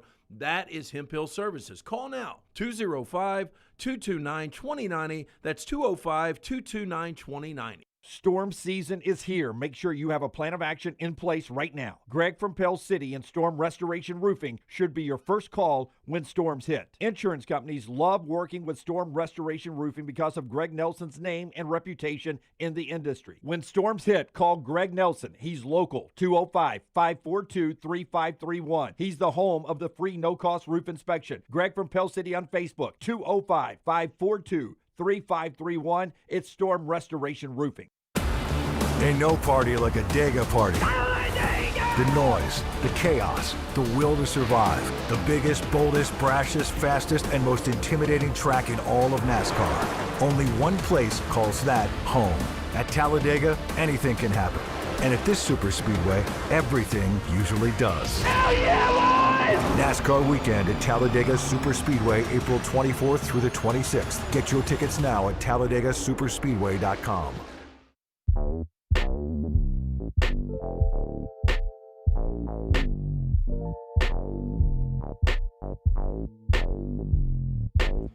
We're just watching the replay on McAfee. And McAfee's gesturing for a technical here. After the UConn bucket that beat Duke, the referee is telling Hurley to get back into his box, and he literally lays his forehead on the referee's forehead. Goes eyeball to eyeball with him. Yeah, like if you've seen the old barroom brawl, this is how some start. I mean, you put your head on another man's head. But they touch, don't they? They touch. 100% touched for a little bit of time. Brown, you said this. Can you imagine if he gets teed up and they walk it off with 2 free throws? I mean, Duke that would gets have been 2 free throws? the only thing that would have been better for that ending if that would have happened. Yeah, I mean, any other time in the game, is that not an easy technical? Oh, if it's December, immediate. if it's December, it's an easy technical. Yeah, I mean, I guess I credit the ref for being like, this is a big moment. I don't know what this man is doing. I do not know why he is going nose to nose with me right now, but I am not going to decide an Elite Eight game with a technical. I guess I credit the ref for that. Scott showing you the I mean, there's contact there. And he had just told him to get back in the box. Get back in the box. Did he address this after the game? Did anybody ask him about this? I had not seen it until much later, so I don't know that anybody in the arena even saw this happen. I don't think CBS showed it initially, did they? Yeah, that was the CBS broadcast we were looking at, though. Yeah. Right. It was the replay. Yeah, it was the replay later. Like, they didn't show it in the aftermath of the shot. So by the time you got it, he was walking back with his jacket off his shoulder. Well, and I don't know about you guys. That was only like the second or third time I left my seat during this tournament. But that was just one of those moments you're like, holy shit. No, I covered my head. And so, like, I didn't really pay attention to him after the fact. But seeing that, look, boy, he was. I mean, but if you're the official, do you get absolutely crushed for teeing him up? Probably so. The bench guys coming out could have been a technical. I'm fine with you ignoring that. It's an emotional moment. It didn't impact the game. Duke was going to take a timeout anyway. I'm fine with that. But a guy, coach, going head nose to nose with the ref and making contact? Making contact. I agree. Hemphill Services, and then we'll answer the question right before trash that we asked earlier. Where does this rank as far as shots? LT has serious thoughts on this. Hemphill can take care of some serious problems. Heating, cooling, plumbing issues. It's all there with our friends at Hemphill. Yeah, look, it's not ideal. You hate making these phone calls, but when you have to make this call, if the AC goes out or you have a plumbing issue, you want to deal with the professionals, people you can trust. That is our friends at Hemphill Services. I'm speaking from experience. You guys know that if you listen to the show. These guys come out way too much to my house, but make the phone call today. Adam, Chad, Andrew, they are awaiting your call, whether it's plumbing, heating, cooling, home or business, 205-229-2090 or hemphillservices.com. I mean, you got to start with Christian Laetner because it's called The Shot. That's the name of the play. I still would go with Chris Jenkins. Okay, Elite Eight walk-off game for that one. Yeah. Chris Jenkins is national championship. He won the national championship. Yeah. Buzzer beater, three-pointer to defeat North Carolina 77-74, wins it. If he misses it, it's a tie going to overtime. That's true. That does impact it just a little bit, but it's still I don't know if you all saw halftime, but they were doing some weird game. The halftimes have been super weird in this tournament. And Charles was asked that question, and he said Chris Jenkins. This is before the UConn shot. Charles was asked greatest. He's a little biased because I remember Chuck had a ton of money on Villanova in that game. We remember his reaction. Yeah. And didn't his daughter go to Nova? I don't know she about that. I mean, anyway. But he's a Philly guy. He's a Philly guy. I think his daughter went to Villanova. But anyway, Charles said the same thing, Chris Jenkins. I'm going to read a list of greatest shots in order they have them, and you tell me where you insert this one. Okay. Chris Jenkins, Villanova, 2016. It's below that. Yep. Christian Laetner, Duke, 1992. It feels different. For those that don't remember, caught the baseball pass, dribbled once, hit a fadeaway buzzer beater in overtime to beat Kentucky 104-103 in the Elite Eight to go to the Final Four. Same scenario here. If he doesn't make it, they lose. Can I tell you why it feels different to me than this one? Kentucky, other than maybe not fronting Laetner, didn't make a mistake that led to it. It was just a great Duke play. Like, Duke made a huge mistake to lead to this one. That's the only difference to me in the two. Well, okay, so if I laid out the scenarios, what is a better chance of a team winning the game? UConn the way they won or Duke the way they won? Neither one were good. Well, it was Duke, though. Duke. Yeah, it was Duke. I mean, look, it was a beautiful, outlet pass. I mean, Laetner, it's like he had rehearsed this shot 1,000 times in his head, so everything went perfect. But the ridiculousness of how that play actually unfolded yesterday with just, mistake after mistake, I just think the degree of difficulty was more so. But here's the thing. UConn's got to close the deal. Laetner's shot ultimately led to a national championship. If UConn doesn't close the deal, then it doesn't really matter. Lorenzo Charles is put back. NC State national champion. That's a walk-off national championship and a bizarre play. Yeah, it was an air ball. It was an air ball or an alley-oop, depending on how you look at it. But still, Charles was there and he walked off a championship. It's listed here as a dunked off a missed air ball from Derek Wittenberg. Oh, I'm sure it was an air ball. I'm sure Wittenberg's always called it an alley-oop. Stuns Houston, 54-52. Jalen Suggs Gonzaga 2021 banked in a running three-pointer at the overtime buzzer to defeat UCLA in the Final Four. That one gets lost. It gets lost because they couldn't close the deal. They end up getting blown out by a red-hot Baylor team. Yeah. So to your point, if they'd finished the deal, that wouldn't be remembered. Oh, yeah. Let's see. Keith Smart's baseline jumper with 5 seconds left to win the NCAA championship in 1987 is slightly ahead of Tyus Edney's UCLA dribbled a length of the court, 4.8 seconds to score the game winner against Missouri. That's the second round. Mario Chalmers, Kansas, 2008, hit a three-pointer with 2.1 seconds left to send the national championship game against Memphis into overtime. And then Braylon Mullins, UConn, 2026. That's where they slotted. Yeah, I think I would go, just in my order, I would go with number one is going to be Chris Jenkins. And then I think at number two, I think I would go this shot. Well, it depends on how this plays out. Yeah. Chalmers is even in front of Christian Laetner to me. Because the Chalmers, I mean, that was, you guys remember the end of that game. They had it won. Derrick Rose just make a free throw. I know. And Chalmers has to hit that three to take it to overtime, and then Kansas wins Bill Self's first national championship, costing Memphis their only national championship. The thing about the Laetner shot that's hard for me, I was in high school at the time, obviously, and it was maybe the greatest sports moment of our high school time. Like, I'm not a Duke fan by any stretch of the imagination, but it's one of those moments where everybody I went to high school with, every dude I went to high school with, could tell you where they were. Yeah. And a lot of us were at the same party, by the way, so it was pretty easy. We were at a party that night, and the entire party stopped, boys and girls, no making out, no whatever, just to watch the end of that game. And I don't know how many sports moments are like that growing up, but there are not many, and that was one of them.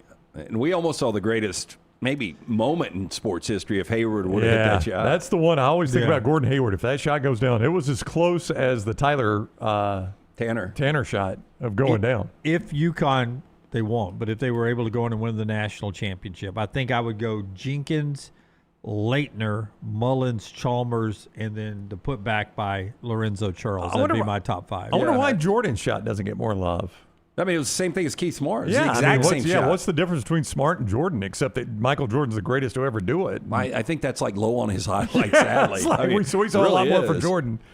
But, I mean, that was beating Georgetown. 1982. 1982. Now, and ironically, it was in the Superdome, the exact same spot Keith Smart hit his shot against Syracuse in 87. I think one reason the Jordan gets overlooked, it's the same game, right?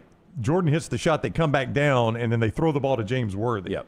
So Jordan's shot, Sleepy Floyd, right? Yeah, Jordan's shot didn't end the game, or Sleepy Brown. I think it was Sleepy Brown, maybe. Sleepy Brown. They come back down and they throw it away to James Worthy. A terrible, he thinks it's his teammate, and he throws it to James Worthy. I think that's one thing about the Jordan shot. It wasn't the final shot of the game, but the Keith Smart shot, there was a possession after that too. I mean, some of these are actual walk-offs, and I guess technically yesterday's wasn't because Duke had a full court pass. I would say the Keith Smart shot was I guess 4 years later we had the NC State. There just weren't a lot of big moments happening in the tournament. There were so many. This thing really started to explode there for a while, where it seemed like every day you'd have like some kind of crazy thing. The Tyus Edney thing, I remember like it was yesterday. And I'll tell you, the Valpo shot. The shot we forget in this tournament now that they're eliminated was Iowa's game winner against Florida. Wait, that's right. If he doesn't make that, I think Florida is still, I don't know where you guys are on Florida. Illinois is playing great basketball, but I think Florida's probably still alive. I mean, Iowa. I never liked their guards, but yes. Iowa took Illinois, midway through the second half in the Elite Eight game to go to the Final Four. Would Florida have been in that same situation? Probably. Yeah. Interesting. When I watched that yesterday, maybe it's just because I was so stunned I just saw what had happened, but maybe it was the bracket challenge with Duke being my national champion, but I did not feel like I was watching one of the five greatest moments in NCAA tournament basketball history, but that's sort of where everybody's putting it. Top five moments. It didn't resonate that way at the time. It for did me. with me. Yeah. It really did, just because I was literally facing hands. I knew it was going to kill me. Yeah, I mean, just with the Duke brand. And I mean, Duke still wouldn't have been favored, although you're number one overall right now. Arizona and Michigan still would have been favored. But they'd be Duke. favored over Illinois. Wouldn't they? Yeah. I think it would have been close, so probably 1.5 over Illinois. Yeah, I think Illinois' favorite. They're favored over UConn, right? They are, yeah. Trash is brought to you by our friends at Michelson Laser Vision. Just wonderful folks there at Michelson that helped LT's eyesight years ago. Yeah, I wore the glasses. I'm telling you, if you wear glasses or contacts, you're wasting money. I'm speaking from experience. Wore the contacts for about a decade. Finally went in 2003, got the procedure done. Only took 12 minutes for both eyes. 20/15 vision, better than 20/20. Make the phone call that I made. Ask for Amy. Tell her the next round sent you. 205-969-8100. For more information, michelsonlaservision.com. There's no doubt you need length and girth up front. Length matters. LT's Trash is presented by Bud Light. Easy to drink, easy to enjoy. Our friends at Bud Light. We start first. We've had Pop-Tarts in Trash a lot. I do like them. They're expanding their lineup with a new take on the classic toaster pastry, introducing a range designed to deliver more filling than ever before. The super stuffed Pop-Tart is coming, 50% more filling. I can tell you the last time I ate Pop-Tarts was whatever age it was, and I'm not going to be able to tell you the age, but the age where I started paying attention to calories, and I looked at the calories in a Pop-Tart, and I was like, okay, I could eat a lot more food than Pop-Tarts for these calories. Is that 45? I don't know what age it was. Oh, I hadn't had a Pop-Tart in forever.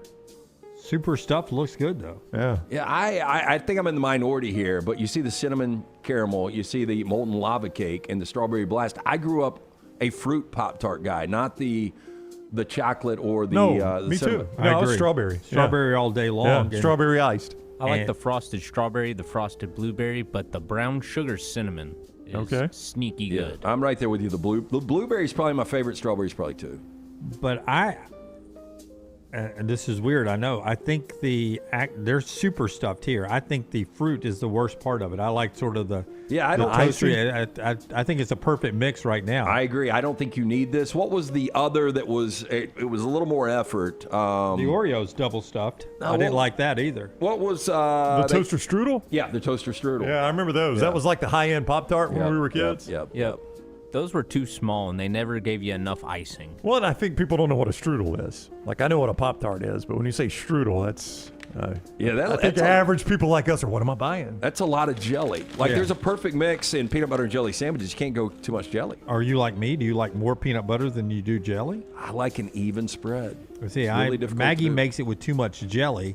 I like heavy peanut butter on each side of the bread and just a little jelly with a hint of fruit flavor in between the peanut butter. I'm more Try jelly. a grilled PB&J. My wife does it that way. Oh, yeah, those are great. Yep. Hey, Tyler, you may have not been here long enough to even hear this. Lance, tell Tyler what you used to do with your Pop-Tarts when you were a kid. Oh, no, I didn't do it all the time. There was a time where the only thing in the fridge was a piece of cheese, and there was a Pop-Tart, and so to maximize, I put the cheese on the Pop-Tart and put it in the microwave. Does that sound desirable to you? No, that just like reminds me of Taxi Driver when he gets an apple pie with a big slice of cheese on top. People do that. People do and that. I was going to bring It that just up. looks disgusting. Travis Bickle was not the first to do that. A lot of people did that over the years. Yeah, so Lance basically is just doing a De Niro pared down version of the apple pie with cheese on top. I know you hear that story and you think he's the one that was raised in a trailer park. No, it's me. Because that is something very much. I'd be like, okay, what do we have left? We got 3 items. What can I make a meal out of? Yeah. I made like a peanut butter and syrup sandwich before when you're just going through the fridge. I'll never forget when the microwave first came out, man. I would take the saltines and put cheese, and it was the break up the American singles. It wasn't like sprinkle now. And do cheese crackers, and I thought that was just unbelievable. What were your 3 items? Give me a 3-item Dunaway meal. No, I still kid my mom to this day. Tap water or hose water. That she made hamburger helper one time without the hamburger. That was just the helper, son. That was our meal one night because we didn't have hamburger. Yes. And we still joke about that to this day that one night we didn't have any hamburger to help. That was we were just a helper. We were just a helper. Yeah, my buddy Chop, I mean, seriously, he lived with his dad in an apartment. His dad was single, and all he had one time was taco shells. And so he got salt and crunched up the taco shells and ate them like chips. That was his meal. I've done that before. I've done that that's before. bad. That's when you got ketchup. to I had some ketchup. I put a lot of salt and put ketchup on those taco shells. Man. So Mark Wahlberg famously trains at 4 a.m. most mornings. Now he's inviting some of the top digital creators in the world to his home gym to see if they can keep up for a new YouTube show. This seems so interesting. Mark Wahlberg made waves when he started sharing that morning routine with Men's Journal in 2019. He said breakfast 3:45 a.m. By 4 I'm training, 5 a.m. is prayers, and I'm golfing at 6 a.m. Thursdays recovery, Sundays the Lord's Day. I thrive on the grind. Now he's challenging young creators to join him on that grind via a new YouTube show that is shot right there in his home gym. Now, the content creators joining him in Season 1 are a bunch of people I don't know outside of the Drewski guy. Brent Riviera, the Stokes twins, Airrack, Darman, and Drewski. There's a friend of ours that has, a mutual friend of ours, we all know him, has the first Inverness tea time almost every single morning. And he still works, but I envy that life. I'm like, man, every single morning you can start your day with golf. That's pretty cool.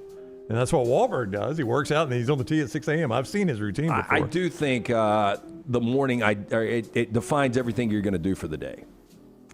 It does. My schedule. And some people hate working out in the mornings. I think you got to get it over with. I think it's the way to do it. If I don't do it in the mornings, which I rarely do, I do dread it the rest of the day. Like I've got one this afternoon. I'm already dreading it. I don't want to go do it. But you got to. You got a workout? Yeah. Same one I do every day. Or every day I do one. Are you doubting my workout? No, I'm just saying, is it at a gym or it's with a trainer? It's in the basement of my house. But you had an appointment, standing appointment with yourself? I try, yeah. Billy Blanks? No, are you still doing your workouts? Oh, no. What are we talking about? Am I still a member of the gym? Yes. Brooks says, weren't you supposed to do it till Easter? Brooks is new to the show. I don't know if you know this or not, but if Michigan beats Arizona, I don't have to take my shirt off anytime I don't want to. Was I in Las Vegas an extra day, and did I get a umbrella and a chair and sit there 5 hours with my shirt off? Yes. Did I know anybody else of the 500 people that were jammed in that pool? I did not, and I didn't care. But if we were all going to strip off our shirts here and go to the pool, Lance's pool, I'd be a little more self-conscious about it. But right now, not worried about it. Cheering hard for Michigan. You know when I'll worry about it? Saturday night, as soon as Arizona beats Michigan, I'm going to be like, Brown's going to pick Uber. Probably need to have that workout. I am interested to see if you go Uber or Calendar. Y'all talk about it like it's such an easy selection. Oh, I think the Uber is. Uber is easy selection. Yeah, I never understood why that didn't go down. Maggie brought that up last night too. I was like, it's going to cost me the bracket challenge. She goes, what are the penalties? And I said the easiest one is the Uber. And she said, why? Because you cannot do it like Brown. Okay, again. I mean, she has a point. I paid the agreed upon punishment. I paid it. There was a punishment replacing it. It was a year after. Okay. Well, I didn't so know. do we get to pick what you wear in the calendar? No, I think we decided. Yes. No, on the calendar, yeah. It's an agreed. It's agreed upon. Yeah. We can come up with themes. I think there are themes, and then I've got to put the theme together myself. So, like, we can't. There can't be testicles, no brain That's showing. right. Yeah. I don't want to photograph that anyways. Yeah. So. You've got to take the photo. I'm just saying. I don't know how many more times they're going to have to show us on DTF. This guy's still shot when he was in Playgirl. Yeah. But I'm past that point. I don't need to see it again. Yeah, it's going to be important if my guy's guy's the guy. Still got it hidden over here, Joe. Hey, you haven't seen it yet, have you? I haven't seen the most updated episode, but God! I haven't seen. I'm gonna watch it this afternoon. Okay, I only got halfway through it, and I was too tired. It was late night last night. I shut it down, but it is taking an even weirder twist. Yeah, Now, this will be remarkable if I ended up getting this right. But there was just one, 30-second scene in the opening episode why I chose this person as the person that did it. You did it after the first episode. Yeah. I remember. Oh, yeah. Yeah, I mean, it was so obvious up until last night, and then you see this new angle, and I'm just like, my God, what is happening here? The Seven Dogs that went viral for their cross-country escape in China has taken a major twist.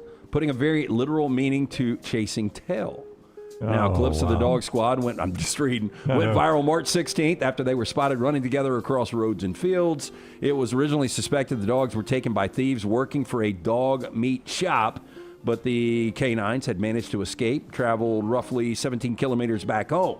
Now, the version of events came from a volunteer working for the Bitter Coffee Stray Dog Base, who suggested that an individual operating a dog meat shop had stolen the terriers. However, follow-up investigation by City Evening News, local Chinese newspaper, has now confirmed the dogs had simply been struck with a major need to make puppies. Now, according to the report, viral event unfolded shortly after a female German Shepherd had gone into heat.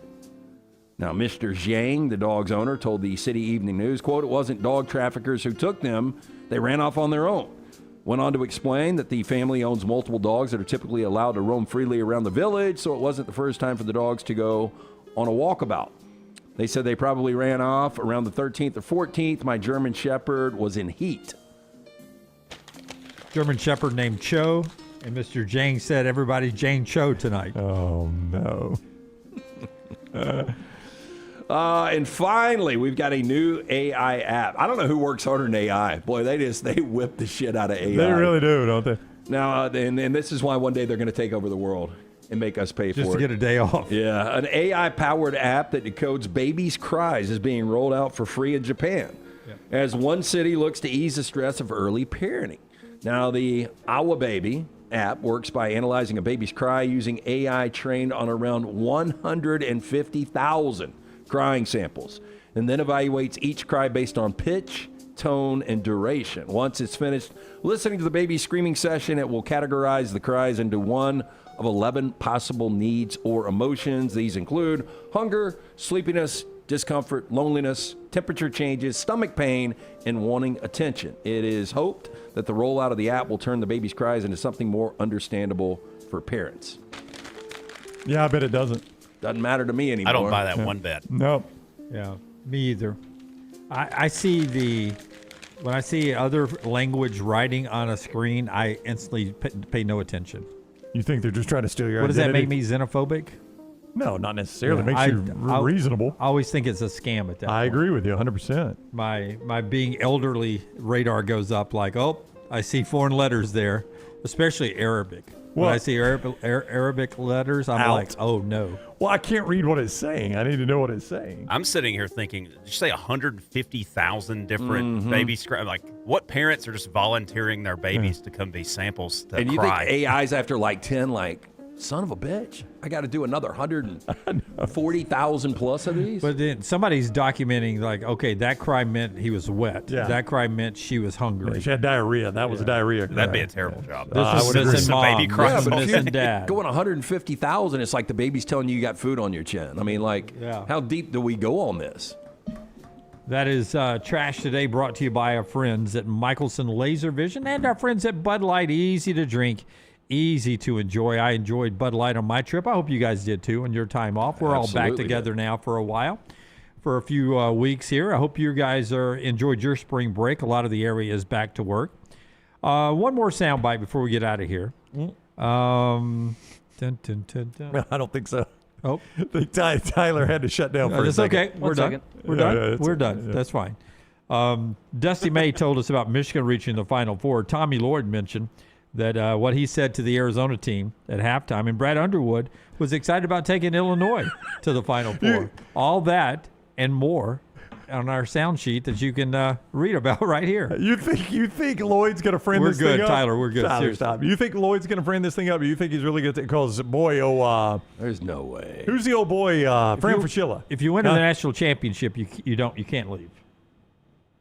You can't leave the national championship. I think it'd be really, really difficult. I mean, win it and then leave and go to North Carolina. Now, this could be a Roy Williams situation. The difference is Roy Williams was a Carolina guy when Kansas loses to Syracuse, and we remember the infamous Bonnie Bernstein interview back in 2003.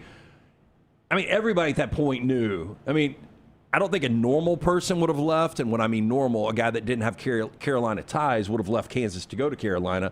I don't think he'll leave Arizona, but I could be wrong. I mean, Carolina's obviously got more history, but Arizona's a great basketball job. Well, Fran Fraschilla said you don't leave Arizona for North Carolina. And he said if you doubt that, Go to a basketball weekend in Tucson, and you'll see. And it is a big deal. You know what Fran doesn't have access to? What? How much money Arizona doesn't have compared to North Carolina.